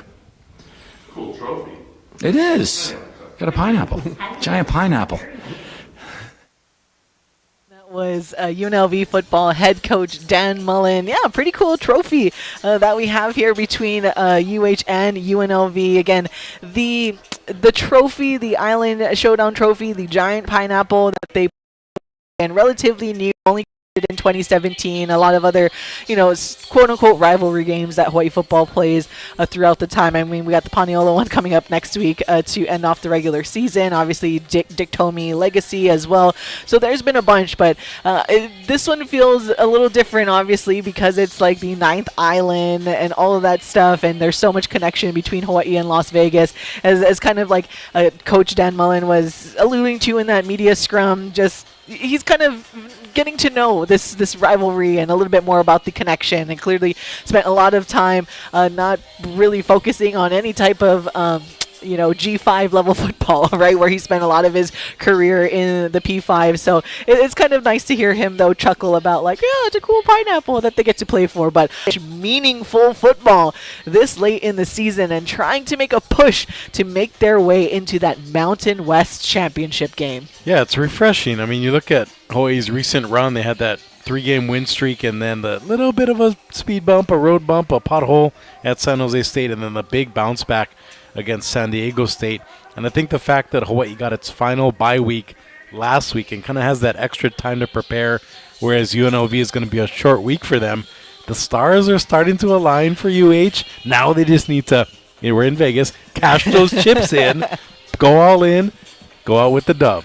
Cash those chips, and thank you for helping me cash the tickets that I still have yet to run down to the sports book here, because I did place the bets, my futures bets here at Circus Sports, that being the over 6 win total for Hawaii, which they hit, and then I had bet them early on. This was when I was here for Mountain West Media Days, and so I was like, all right, what futures bet? I'm starting in the net positive for me here in Las Vegas. That's always a good thing, right? So we'll see how much, we'll see if I can add on to that, or if I leave completely empty-handed. Hopefully that's not the case. So, but we're hitting for the over. Let's be positive. Okay, we're gonna be let's positive. Stack it up, This is when I always bring up this story because that's what I learned in the sense that I am not a true gambler.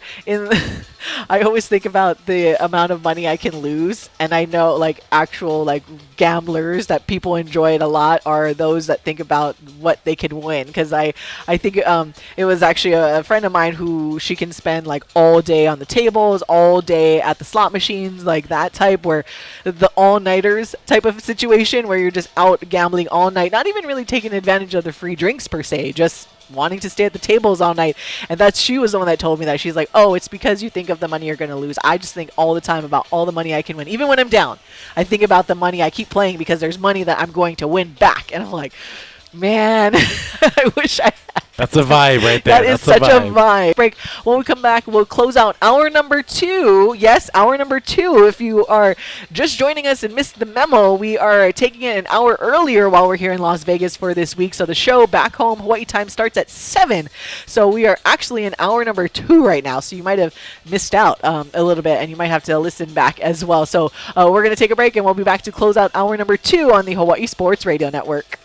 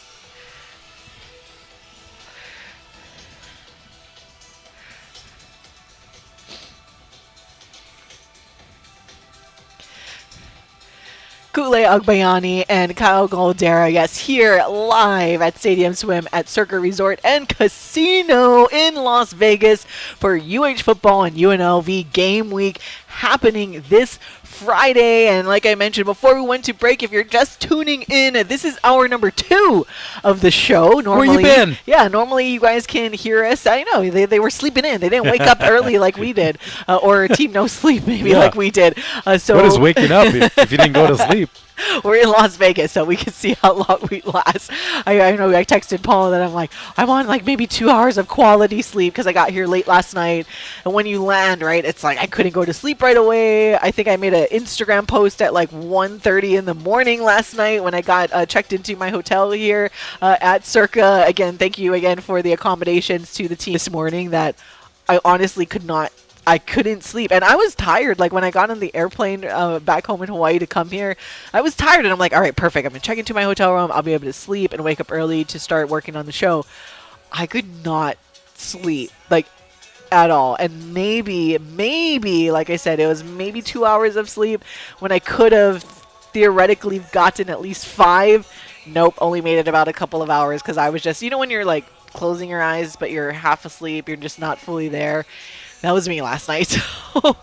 We'll see how long I can last today before I need to take that power nap, but it is the first day in Vegas, and usually I just keep going. So Yeah, I had a elbow nudger on the plane coming here, and every time I fell asleep, I got the nudge. So I think a power nap might be in both of our features today.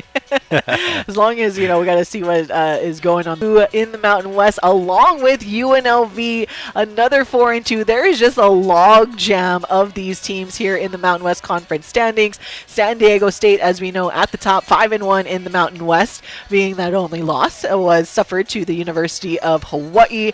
Right behind them, at least in terms of when we're looking at the Mountain West website and all the percentages, yada, yada, yada, UNLV is the number 2 team listed on here. Fresno State is the 3rd, and Hawaii is the 4th. And when did we ever think we would see this in our recent time where, okay, we mentioned Hawaii's at the 4th based on percentages. This is just looking at the Mountain West website. So Hawaii's there at 4. New Mexico, again, the log jam of 5 teams being at 4-2. San Diego State at the top at 5-1, but still 2 more games left to play in this season, so we will see what can happen. Utah State at 3-3, and then there's kind of the drop off with the rest of the teams after that. But once again, that is why this weekend or the next couple of games for Hawaii and for UNLV is so meaningful, because both programs are essential to games, blah, blah, blah. I think it's safe to say that they took care of enough business. I don't see them dropping the last 2 here. So we can just pencil them in as being essentially the host of the Mountain West Championship game. But after that, it is anyone's game, and especially with New Mexico kind of being the surprise there, and Boise being in middle of the pack, which is so crazy in the Mountain West. But again, Hawaii didn't and does not play Boise State. Fresno State has the win over Hawaii. Hawaii doesn't play New Mexico, and then Hawaii has the win, obviously, over San Diego State. So that is why the other one could knock the other one out of even having a chance to play and get that final spot in the Mountain West Championship game. Right, and again, we talked about it earlier. Coulda, woulda, shoulda. If Hawaii had beaten San Jose State, they'd be in the top spot because they would have owned the tiebreaker. Is Boise on an off year, but the fact that Hawaii doesn't have to play them either at TC Ching or on the Smurf turf, that's a huge win without even having to get a win. So if Hawaii can win out, I think if we go back to the standings, if Hawaii wins out, that means UNLV knocks down a notch, and basically somebody will need to beat Fresno to get Hawaii into that number 2 spot. Okay, again, everyone has a couple more games left in the schedule because Utah State could maybe shock everyone and beat Fresno State this weekend. But this is where I bring up our friends at San Jose State, because if UH does win the next 2 games, the last game of the regular season for Fresno State is at San Jose State. So being that Hawaii would have that one additional win if Fresno suffers a loss to San Jose State, who is way out of the running for playing for a spot in the Mountain West Championship game. But as we mentioned earlier, made some changes to personnel, that being their DC and special teams coordinator. So they could do us a solid for Utah State to try to upset Fresno in Fresno. So that's asking for a lot. But you never know. In the Mountain West, I didn't expect Nevada to put up over 50 on San Jose State, and for San Jose State's offense to only put up 10 against the Wolfpack that had no wins in the Mountain West. So anything can happen down this stretch, but it is interesting and stressful to keep tabs on with this upcoming schedule where anything can happen. This week, though, San Jose State does play at a massive difference to anything. They pretty much all but locked in that top spot, and then we can hope for other things to happen. The Nevada matchup ends the game for the Rebels, being playing a University of Nevada Reno. Maybe Nevada turned a corner and could knock out UNLV. I don't know, but it's just been kind of interesting to think about all the scenarios, because clearly this past weekend nothing happened that would have helped Hawaii, right, which is what made this Friday mean that much more, because if Boise had beat San Diego State, then that really would have made things interesting. But unfortunately, that didn't happen. So here we are, bunch of 4-2 teams in the Mountain West that are vying just for that final spot in the Mountain West Championship. Yeah, and that you just want to have a chance. And the fact that Hawaii can win out and still, I don't want to say control its destiny, but at least keep itself in the picture, that's always good news. And you also made a great point. The fact that Hawaii has that Friday night spotlight game, I think will bring a lot of attention to Hawaii with that national audience. So a lot of positives here in Vegas. Fancy now and like looking at all these odds. I know Kyle has a soccer game and they're running that he put a little bet on prior to jumping on air this morning. So we're gonna take a break. We'll be back for the third and final hour of Wake Up in the Den on the Hawaii Sports Radio Network.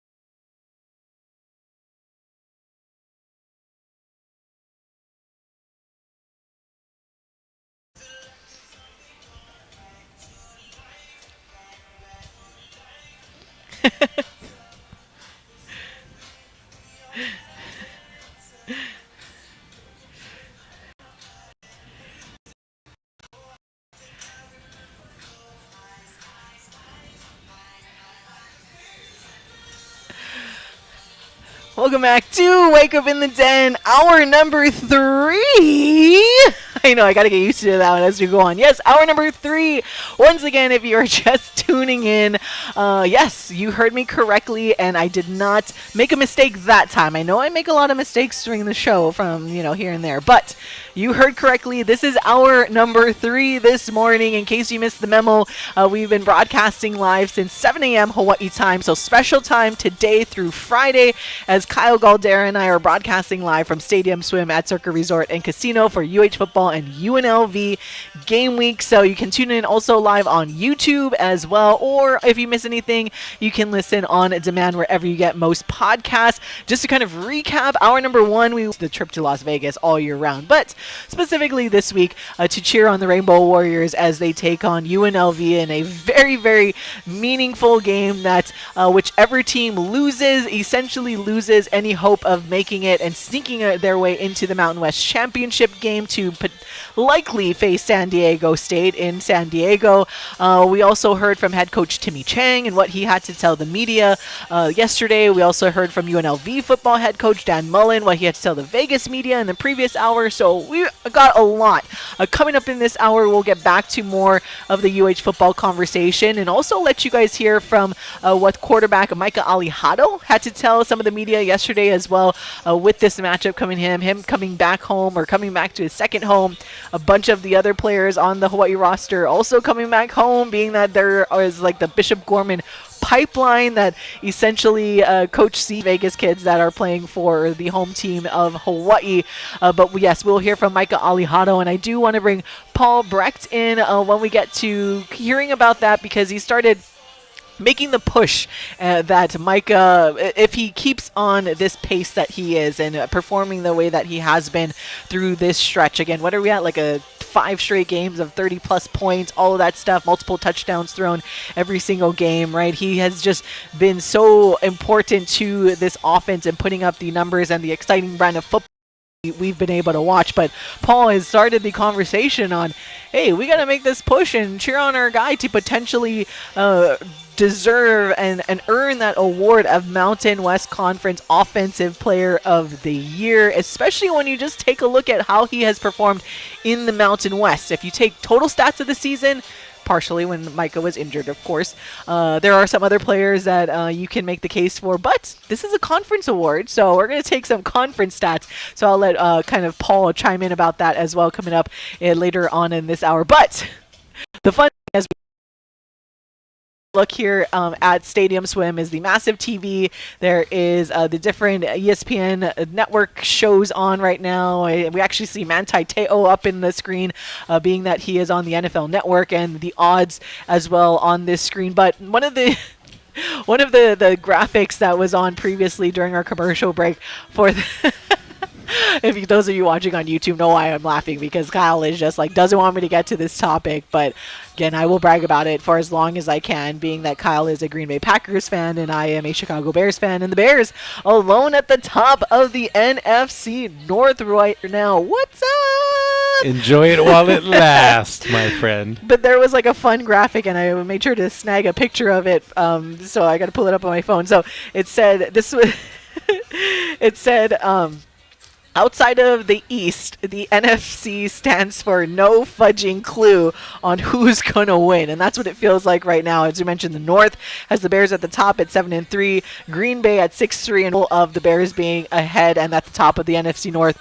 The Carolina Panthers are at 6-5, right alongside the Tampa Bay Buccaneers in the NFC South. And then in the West, it's the strong division. So when you look at the North right now, South, but when you look at that NFC West right now, you got Michael Iscaro's LA Rams at the top at 8-2, but then followed closely behind a very strong Seattle Seahawks team at 7-3, and the San Francisco 49ers at 7-4. So very, very, that is kind of your almost like the NFC North of last year. You know, you minus the Chicago Bears of last year. You had all of those top teams with Green Bay, Detroit being at the top, and the Minnesota Vikings, but they were true all true playoff teams, right? Those are really, really good teams. Now, they all won the same amount of playoff games last year as the Chicago Bears did, so take that how you must, because they all got knocked out in their respective first rounds.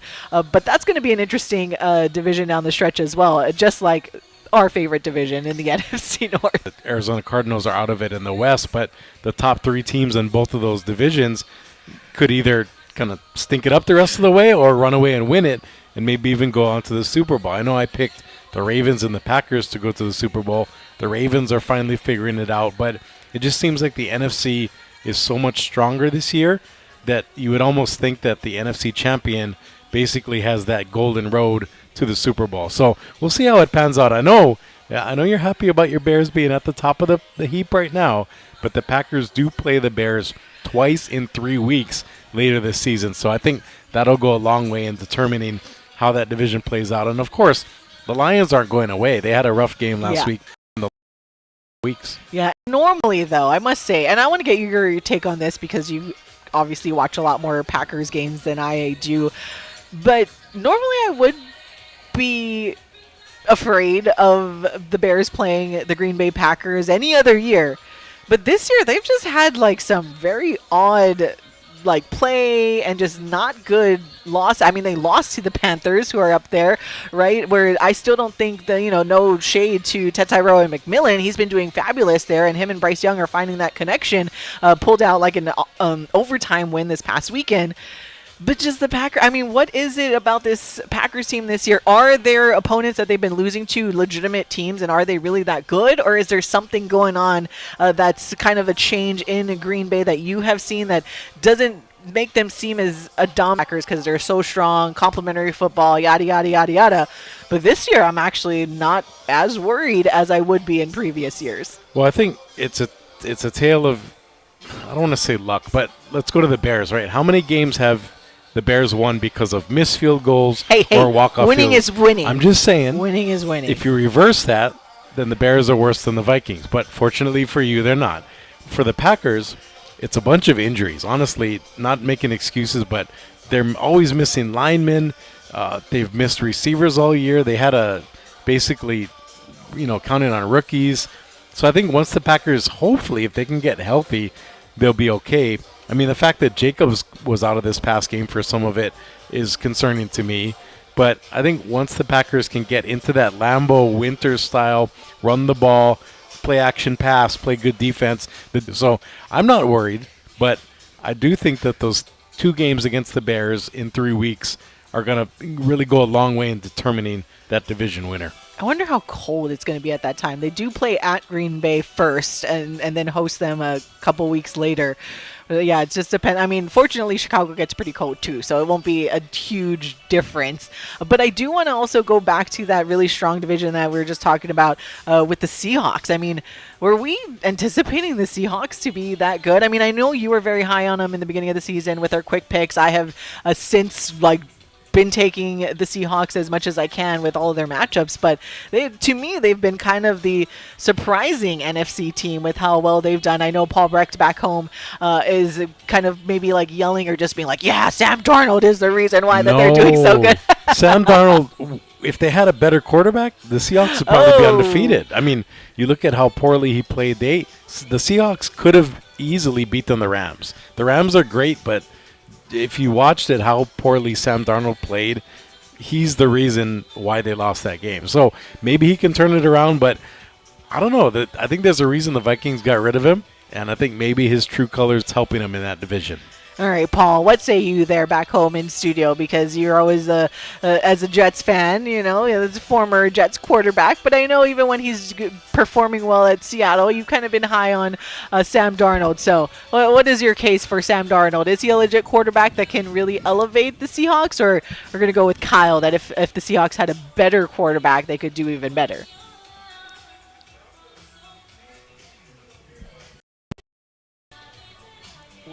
I don't know if he's a great quarterback, I know that's probably splitting the middle, and that's no fun, but I see the flaws, and you see the continued flaws that he's had. I mean, interceptions in big games and just playing poorly in big games. This is now a few years in a row, especially the Vikings last year. That's what ultimately ended his tenure in Minnesota, though I'm sure KOC and crew would love to have Darnold back over what J.J. McCarthy has been this season.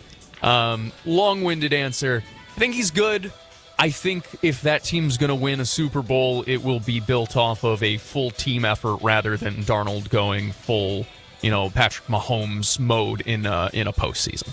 So do you guys think this is the LA Rams division to potentially lose? Are they kind of that clear-cut best team in that division? Or are the 49ers going to possibly make a push here? So I'll jump in first, Paul. I think the 49ers, if they can, I know there's so many memes out there, like with the garbage truck and guys falling out, or like, a row of ambulances. It's a lot of fun for people that can't stand the 49ers like myself. But I think to your point, Kule, if they can at least be kind of healthy, they showed last week what they can do. Again, it was the Cardinals, but if they can compete in that division and put some healthy players on the field, I think they do have a shot. For our friend Michael Iscaro's happiness, or Never. are the 49ers going to make a push here? I would understand liking the 49ers. Shout out my mom. Love my mom. She's a 49ers fan. I am just in the camp that I see the Rams as a true Super Bowl contender. I think they are the best team in football, and if they're not, then, they're a top 2 to 3 team. The issue is that if they do match up with the 49ers in the playoffs, in the first round of the playoffs, which I think as of today would be the matchup, that I don't love for the Rams, because as you guys have very awesomely gotten into, the NFC West has been a hodgepodge of who's playing their best football that week, especially between the Seahawks, Rams, and 49ers. So barring the Rams not playing the 49ers in the playoffs, I really like their chances to go all the way this year. Just a really fun team. All right, taking a look at the futures market before we go to break, though. The Eagles still up there for the Super Bowl, or shortest odds to win the Super Bowl this year, well, I guess next year per se, at plus 550. The Rams up there at 6 to 1. Sorry, I had to make sure that wasn't 8. 6 to 1, as Paul was just mentioning, a true Super Bowl contender there for Los Angeles. The Bills are at plus 850, along with the Chiefs also at plus 850. Then you have the Lions at 9 to 1.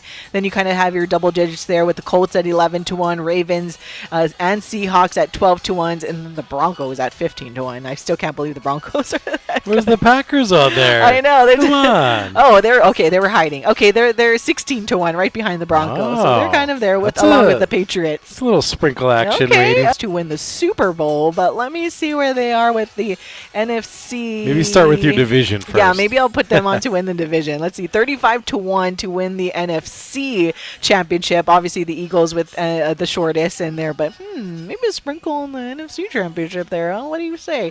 All right, we're going to take a break. When we come back, we will get back into more UH football conversation. We'll let you guys hear from UH starting quarterback Micah Alihado and what he had to tell the media yesterday ahead of the team coming out here. Again, they fly out tomorrow and arrive, and yeah, it's going to be let's go. Big game on Friday. So we'll hear from Micah, and then we'll also get into the conversation. Again, pulling Paul Brecht back into this chat as he is holding down the fort in studio. Started the conversation yesterday on, does Micah Alihado have a legitimate case, barring anything crazy happening, but if he keeps the consistency of what we've been seeing the last few games, if that continues against UNLV and then closing out the season against Wyoming, is there a legitimate case that Micah Alihado, as a redshirt freshman, could be the Mountain West Conference Offensive Player of the Year? We kind of think so. There is a case to be made here. So we'll hear from Micah, and we'll talk a little bit more about what the case is for Micah to be the Mountain West Conference Offensive Player of the Year when we come back on the Hawaii Sports Radio Network.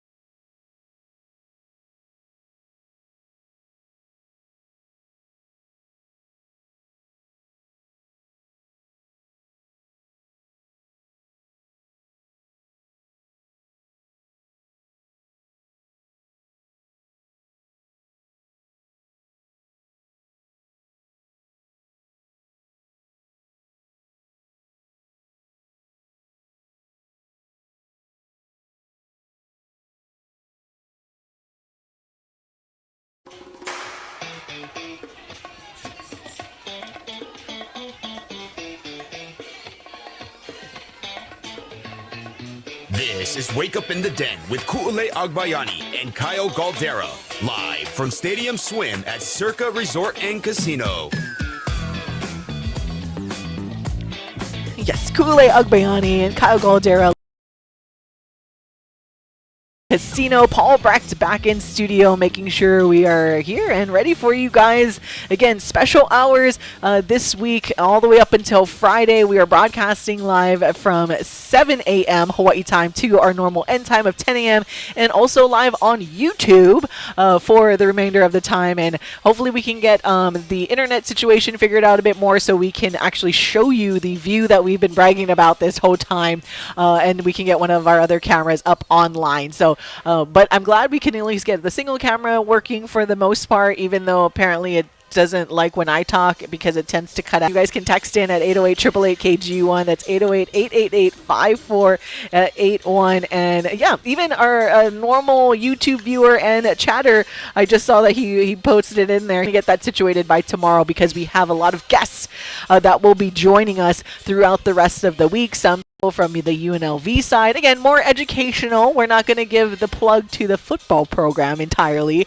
We want to make sure we're cheering for our home team with the Rainbow Warriors, but we like to share a lot of what they do here in Las Vegas, and I know a lot of our listeners, they spoke highly of when we had those guests last time we were here, Kyle, because it's a different viewpoint, right, on how they do things here in Las Vegas and at UNLV with a lot of people that are coming over from their sports programs that they have there. So forward to number 1. So in the 7 a.m. hour, we heard from head coach Timmy Chang and what he had to tell the media yesterday. So now we want to let you guys hear from quarterback Micah Alihado, and it just starts with his thoughts on coming back to Las Vegas and this matchup.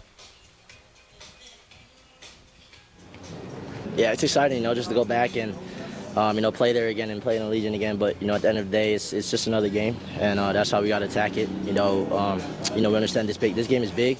And, we got to go finish out strong. And, they're coming off a great win, double overtime. And, that just, gives us all the more that we got to go play better. They're playing really well right now.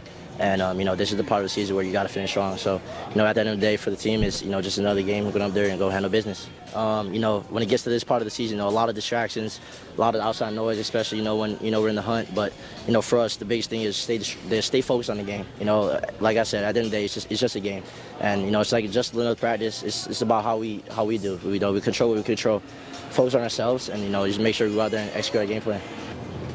How much did you learn, you feel like, through the first 2 bye weeks of this stretch where you guys were only 2 games by, and having those 2, you feel like you learned?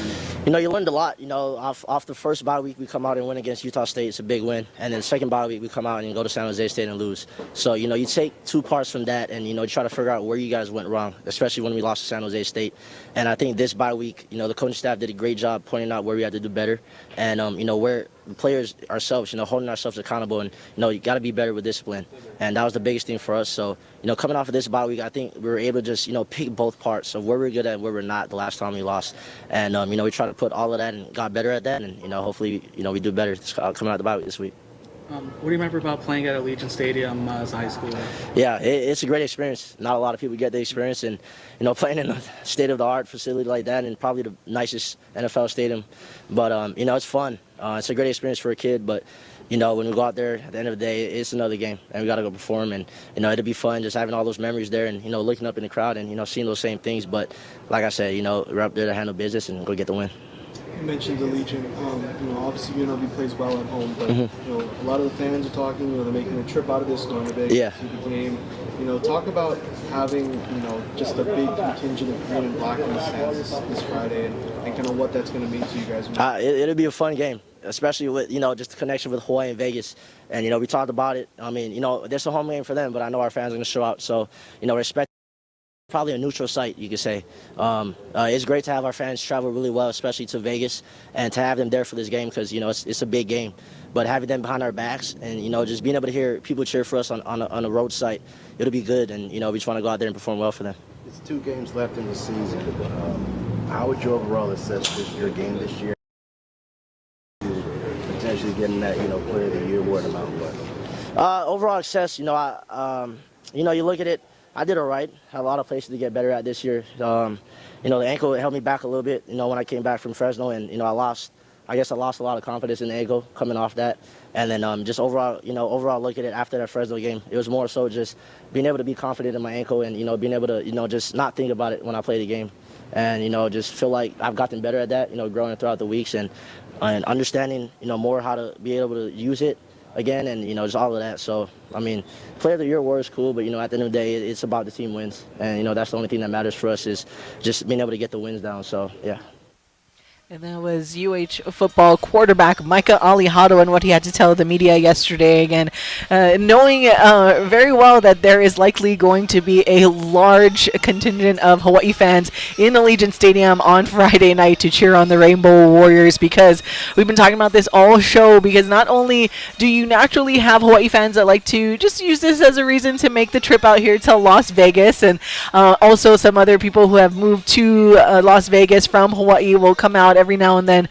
But this is knowing that a lot of the fans that follow the football team, whether it be back home or here in Las Vegas, knowing how much is on the line, I think that's where we can really expect to have a bunch of fans, maybe like the most that we've seen in the short time that Hawaii has played games. And just like Micah said, it's gonna be loud, and it's going to be nice for the home team or for our home team anyways. Clearly they're not the home team here, but it'll be nice like they're the home team, because as we always say, they play better when they are the home team. Right, and I'm going to venture out. I don't have any inside information, but I'm going to say the attendance will be 43,000, and roughly 25 of that will be Hawaii fans. 43,000? Yeah. I'm going to go out on a limb and go high, take the over on the attendance. The only thing, now that I say that, is knowing that F1 is in town, and it might be a little rainy, maybe a little lower, but I'm gonna be positive. 43,000. Book it. But at least they moved the game up. They didn't That's make true. It was scheduled on Saturday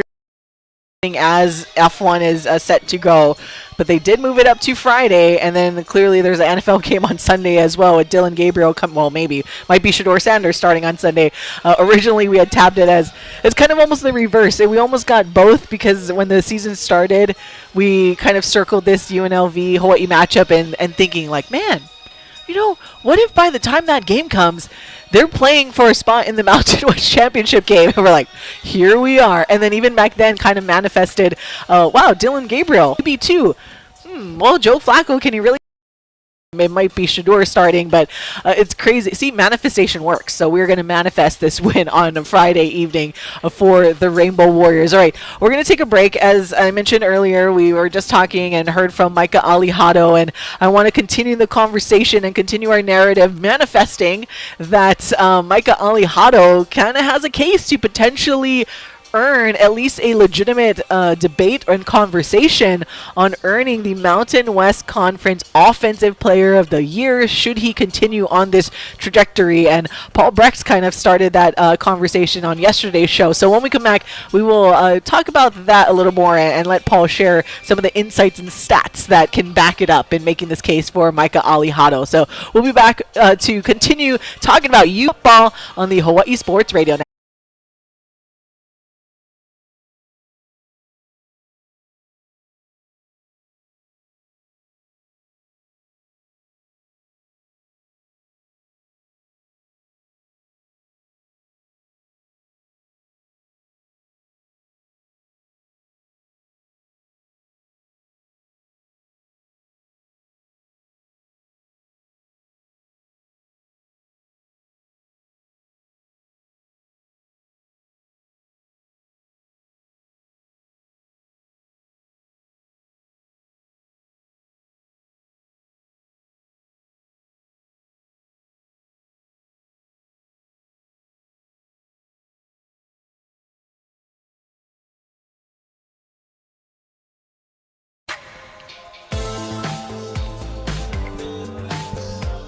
Back to more Wake Up in the Den with Ku'ule Agbayani and Kyle Galdeira. Live from the 9th Island on the Hawaii Sports Radio Network, 95.1 FM and AM 760. And streaming live on hawaiisportsradio.com. Welcome back to all of you, the beautifulest of all the beautiful people. It's Wake Up in the Den, Kule Agbayani and Kyle Galdeira here broadcasting live from Stadium Swim at Circa Resort and Casino in Las Vegas. Paul Brecht holding down the fort there back home in Honolulu. With 2.5 hours already has just flown by, and I haven't gotten entirely distracted by the views out there. And we did have a texter before we get it back into our conversation about the potential cases for the Mountain West Conference awards. Had our friend actually that texts in from Las Vegas asking for the second screenshot of Stadium Swim area. Yes, we were trying to get that. We did bring multiple cameras, but we just needed to kind of work with the Circa people to get a stronger internet connection, because that's what our needs via the Wi-Fi and all that stuff, for you guys can see us on YouTube. So hopefully by tomorrow we get everything situated and we will have a second and maybe third camera shot as well, but that's okay, they can just see us for now here on there. Our Vegas texter also saying if UH wins out, can they host the championship in Vegas on December 5th? The Dare to Dream, but their chances of hosting are probably all but I know there was always that push to make Vegas the true home away from home type of game for the football team, like whether they play a non-con that's tabbed as a home game here. We talked about that, right? Like that would be cool. I know there were talks at one point to move that Oregon game here, and it would be a Hawaii home game. So I like where you're there, and I know there's been talks on that. They are also saying, because they like to text in about the bets too, and we'll see how you feel about these. I don't know how much you've gone into looking at some of the odds. They said Lakers over or Jazz 5-1. I'm assuming that's money. This texter is saying that the Jazz are going to win outright and that it's going to go over. Well, they said Lakers over or Jazz. Well, let me talk it out. If you're going to take the Jazz, that means it's going to go over. Otherwise, if the Lakers win by 13 or more, it's probably going to be a blowout and it goes under. So, well, there you go. There's Kyle Galdeira. So let me go back to that idea about UH having a non-conference game. What if that happens on a Saturday, and then you fly up, let's say, just throwing it out there, Kamehameha and Campbell, and then Kahuku and St. Louis for a Friday night doubleheader at Allegiant. And then on Saturday, you have your UH versus whomever non-conference game. Ooh. And you make all kind of travel packages. You get sponsors. I say we do. Let's do it.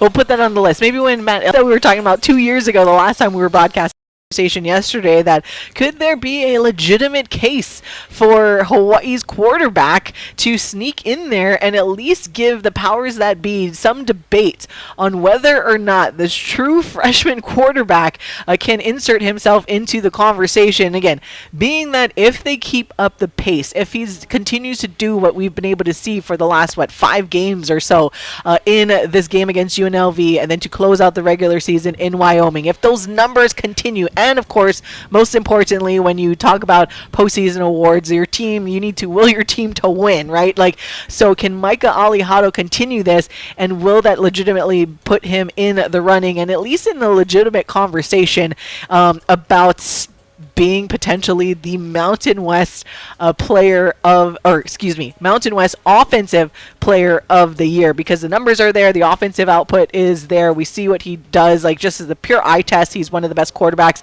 in the league right now, next to, I mentioned this earlier, next to the quarterback that Hawaii's going to face this Friday in Calandria for UNLV. But Paul, I'm going to kind of kick it back to you in studio, because you had started this conversation, and the more you've kind of dove into some of the stats, because we kind of joke that, all right, if you look at the total stats, you have Danny Scudero, who is up there with his yardage based on what he was able to do partially in the non-con and partially in the Mountain West against Hawaii as well, but since then has been silenced a little bit, and I know he's been knocked out of the games a couple of times, like one in Utah State as well, but if you just take the Mountain West stats, there's a little bit more of a case. But Paul, what are some of the things that you were able to dive into, and some of the fun facts that you were sharing with us during the commercial break as well, in terms of Hawaii just not really being recognized at all in a lot of these postseason conference awards?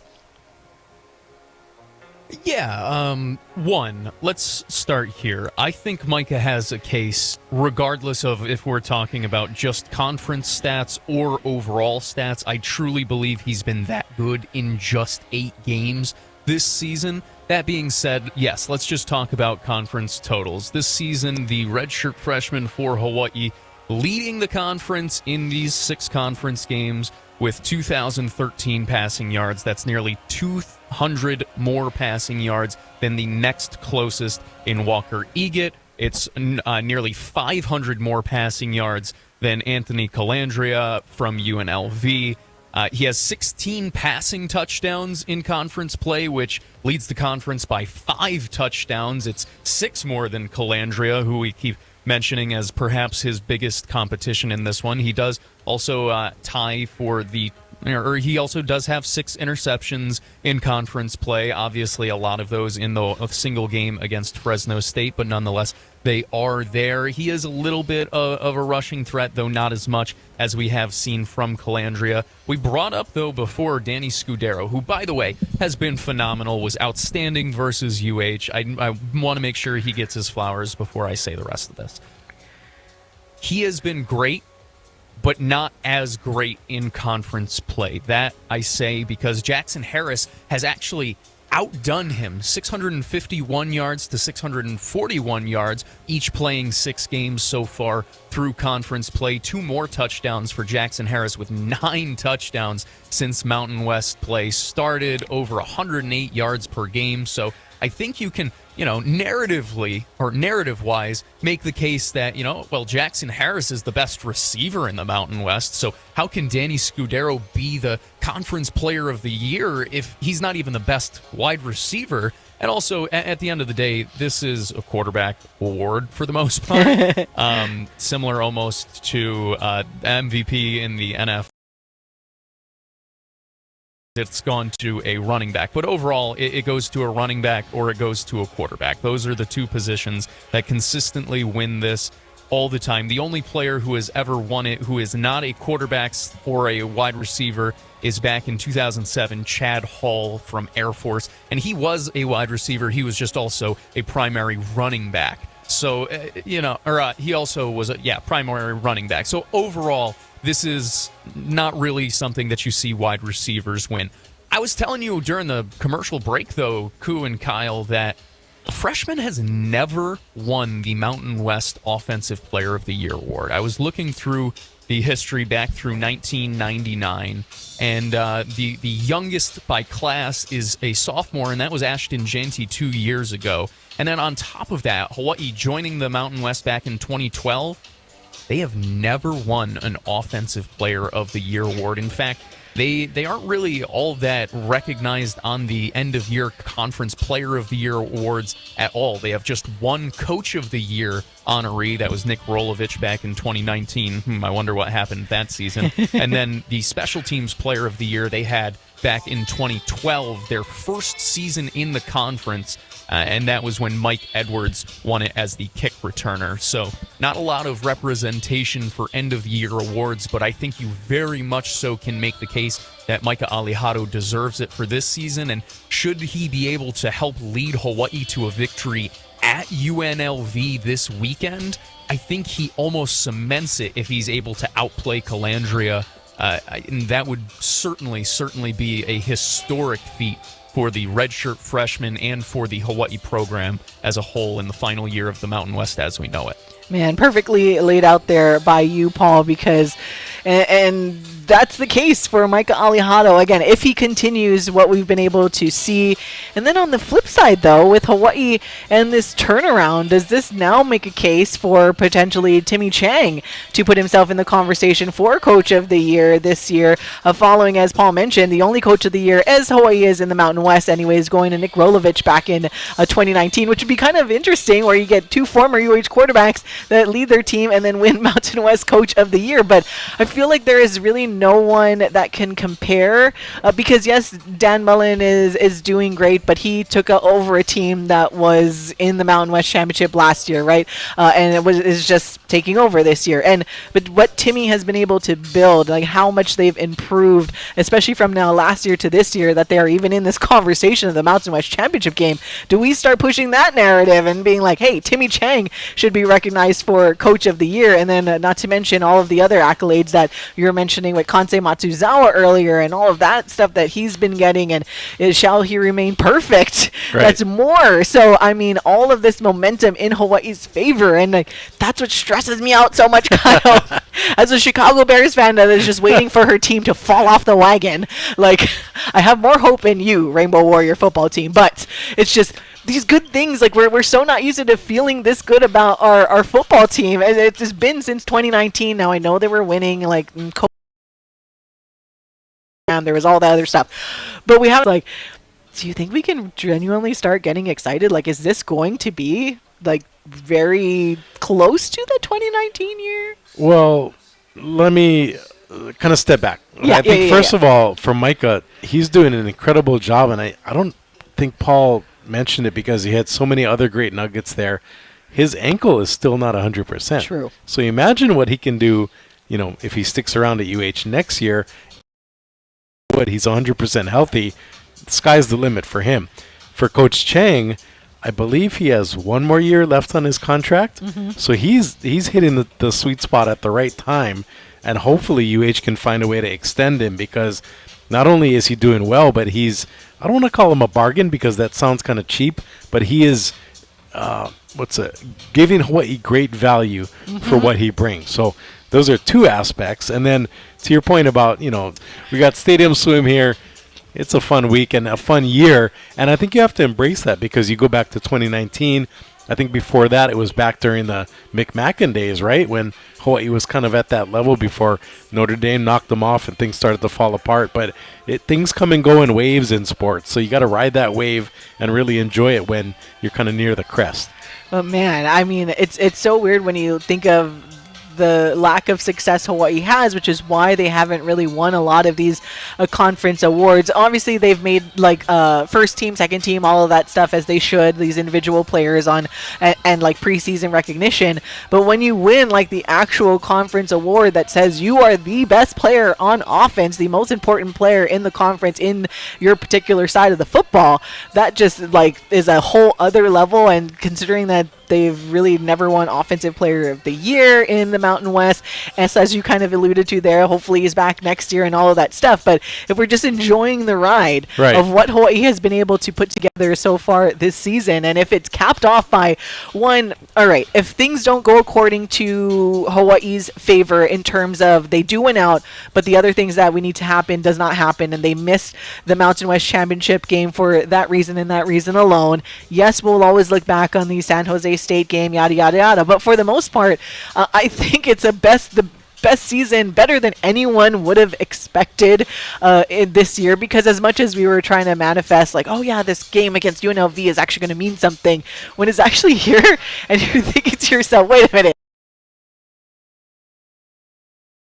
a championship, win one of these conference awards, or Timmy Chang winning head coach of Mountain West Coach of the Year. I mean, how much, when we talked about in the first or the second hour today about the hearing with the legislature and all of that, and this excitement that Hawaii has and what Timmy has been able to do, like you just said, with a bargain, not having a lot of NIL money, not being a highly paid with only a couple of years left on his contract, all of that, the assistant coaches, the staff, like they're not paid at these levels that some of probably the UNLV coaches for sure aren't paid at as well, but able to do all of this without having tons of NIL money and all of that stuff. I mean, I think the best way I can put all of that word salad that I just spit out there is that this team this year just kind of embodies what's Hawaii, like the state of Hawaii and the people of Hawaii are, where we're just resilient, like we do try to do a lot for a bargain price because we want to just enjoy the beautiful state that we live in. And that talk about what Kurt Favela said about all these guys should buy in. They are, but then you need to sprinkle some NIL there to keep them there. So imagine if Hawaii gets that $5 million, and then you say, hey, Micah, stick around. Here's $1 million.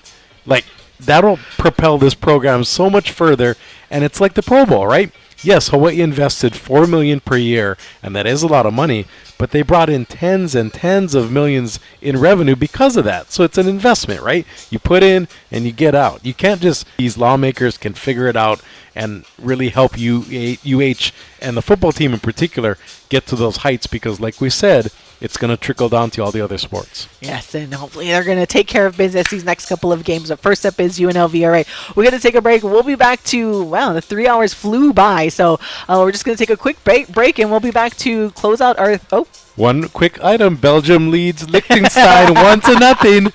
We're in Vegas, baby. If you guys missed it, this is the game that Kyle did put money on your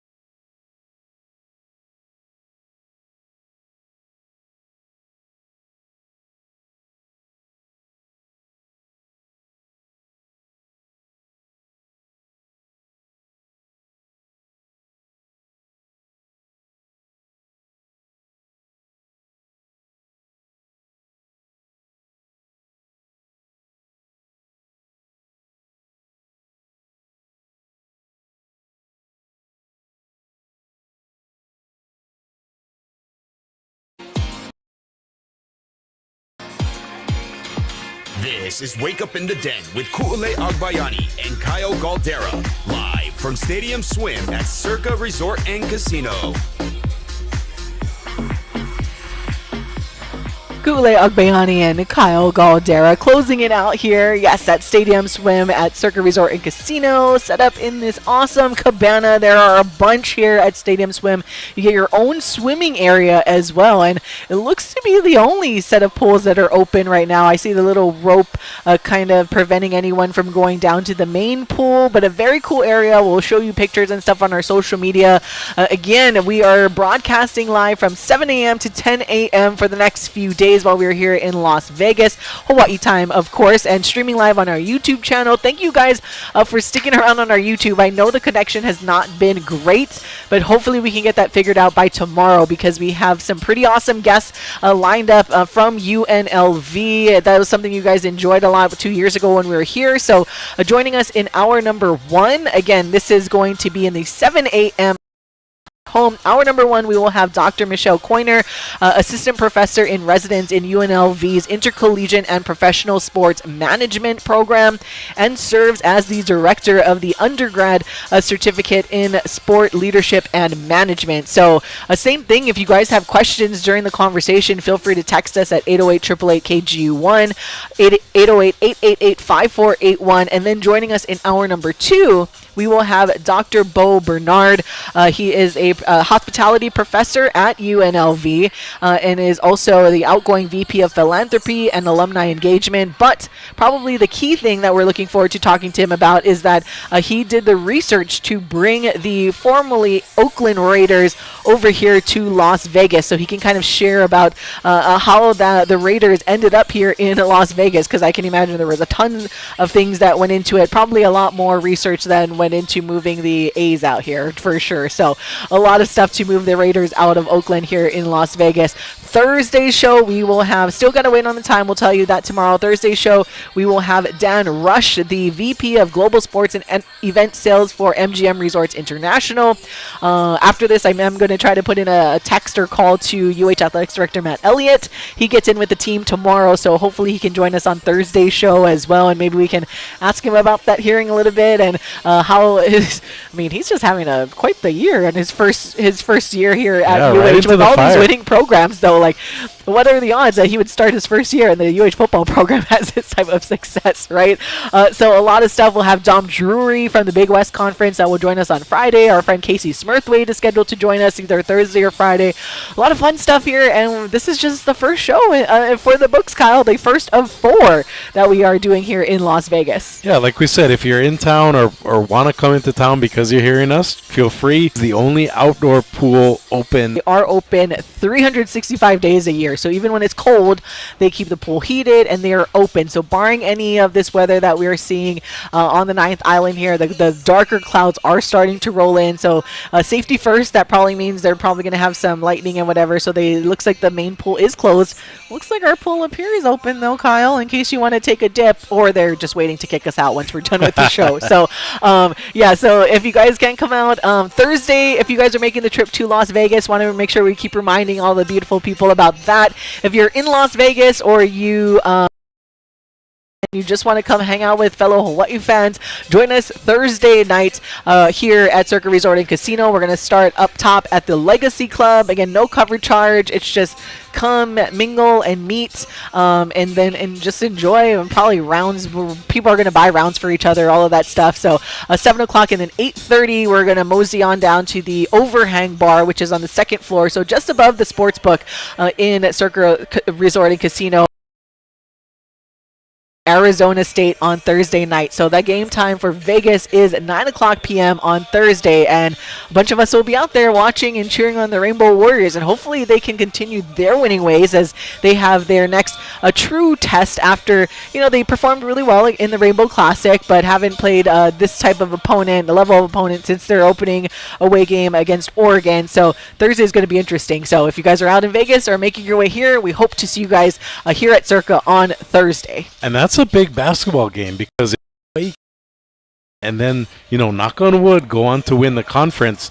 That win might help elevate their power ranking, so that instead of getting, let's say, a 14 or 13 seed, maybe you get a 10 or 11 and you get a better first round matchup. So again, I'm being very optimistic that they're even going to get that far, but these are the games that you have to win. They missed their chance against Oregon. Go get Circa and hang out with a bunch of the Hawaii fans. I think there's like at least 30 people so far that have. I did put out an RSVP link on my social media, and but we just encourage it just so we can get an idea. But if it's game time decision for you, just come on out and hang out with us here at Circa at the Overhang Bar. But looking forward, good show, good first show, my friend, and we're looking forward to continuing this for the rest of the week. Yeah, 1 down, 3 to go. Great week still ahead.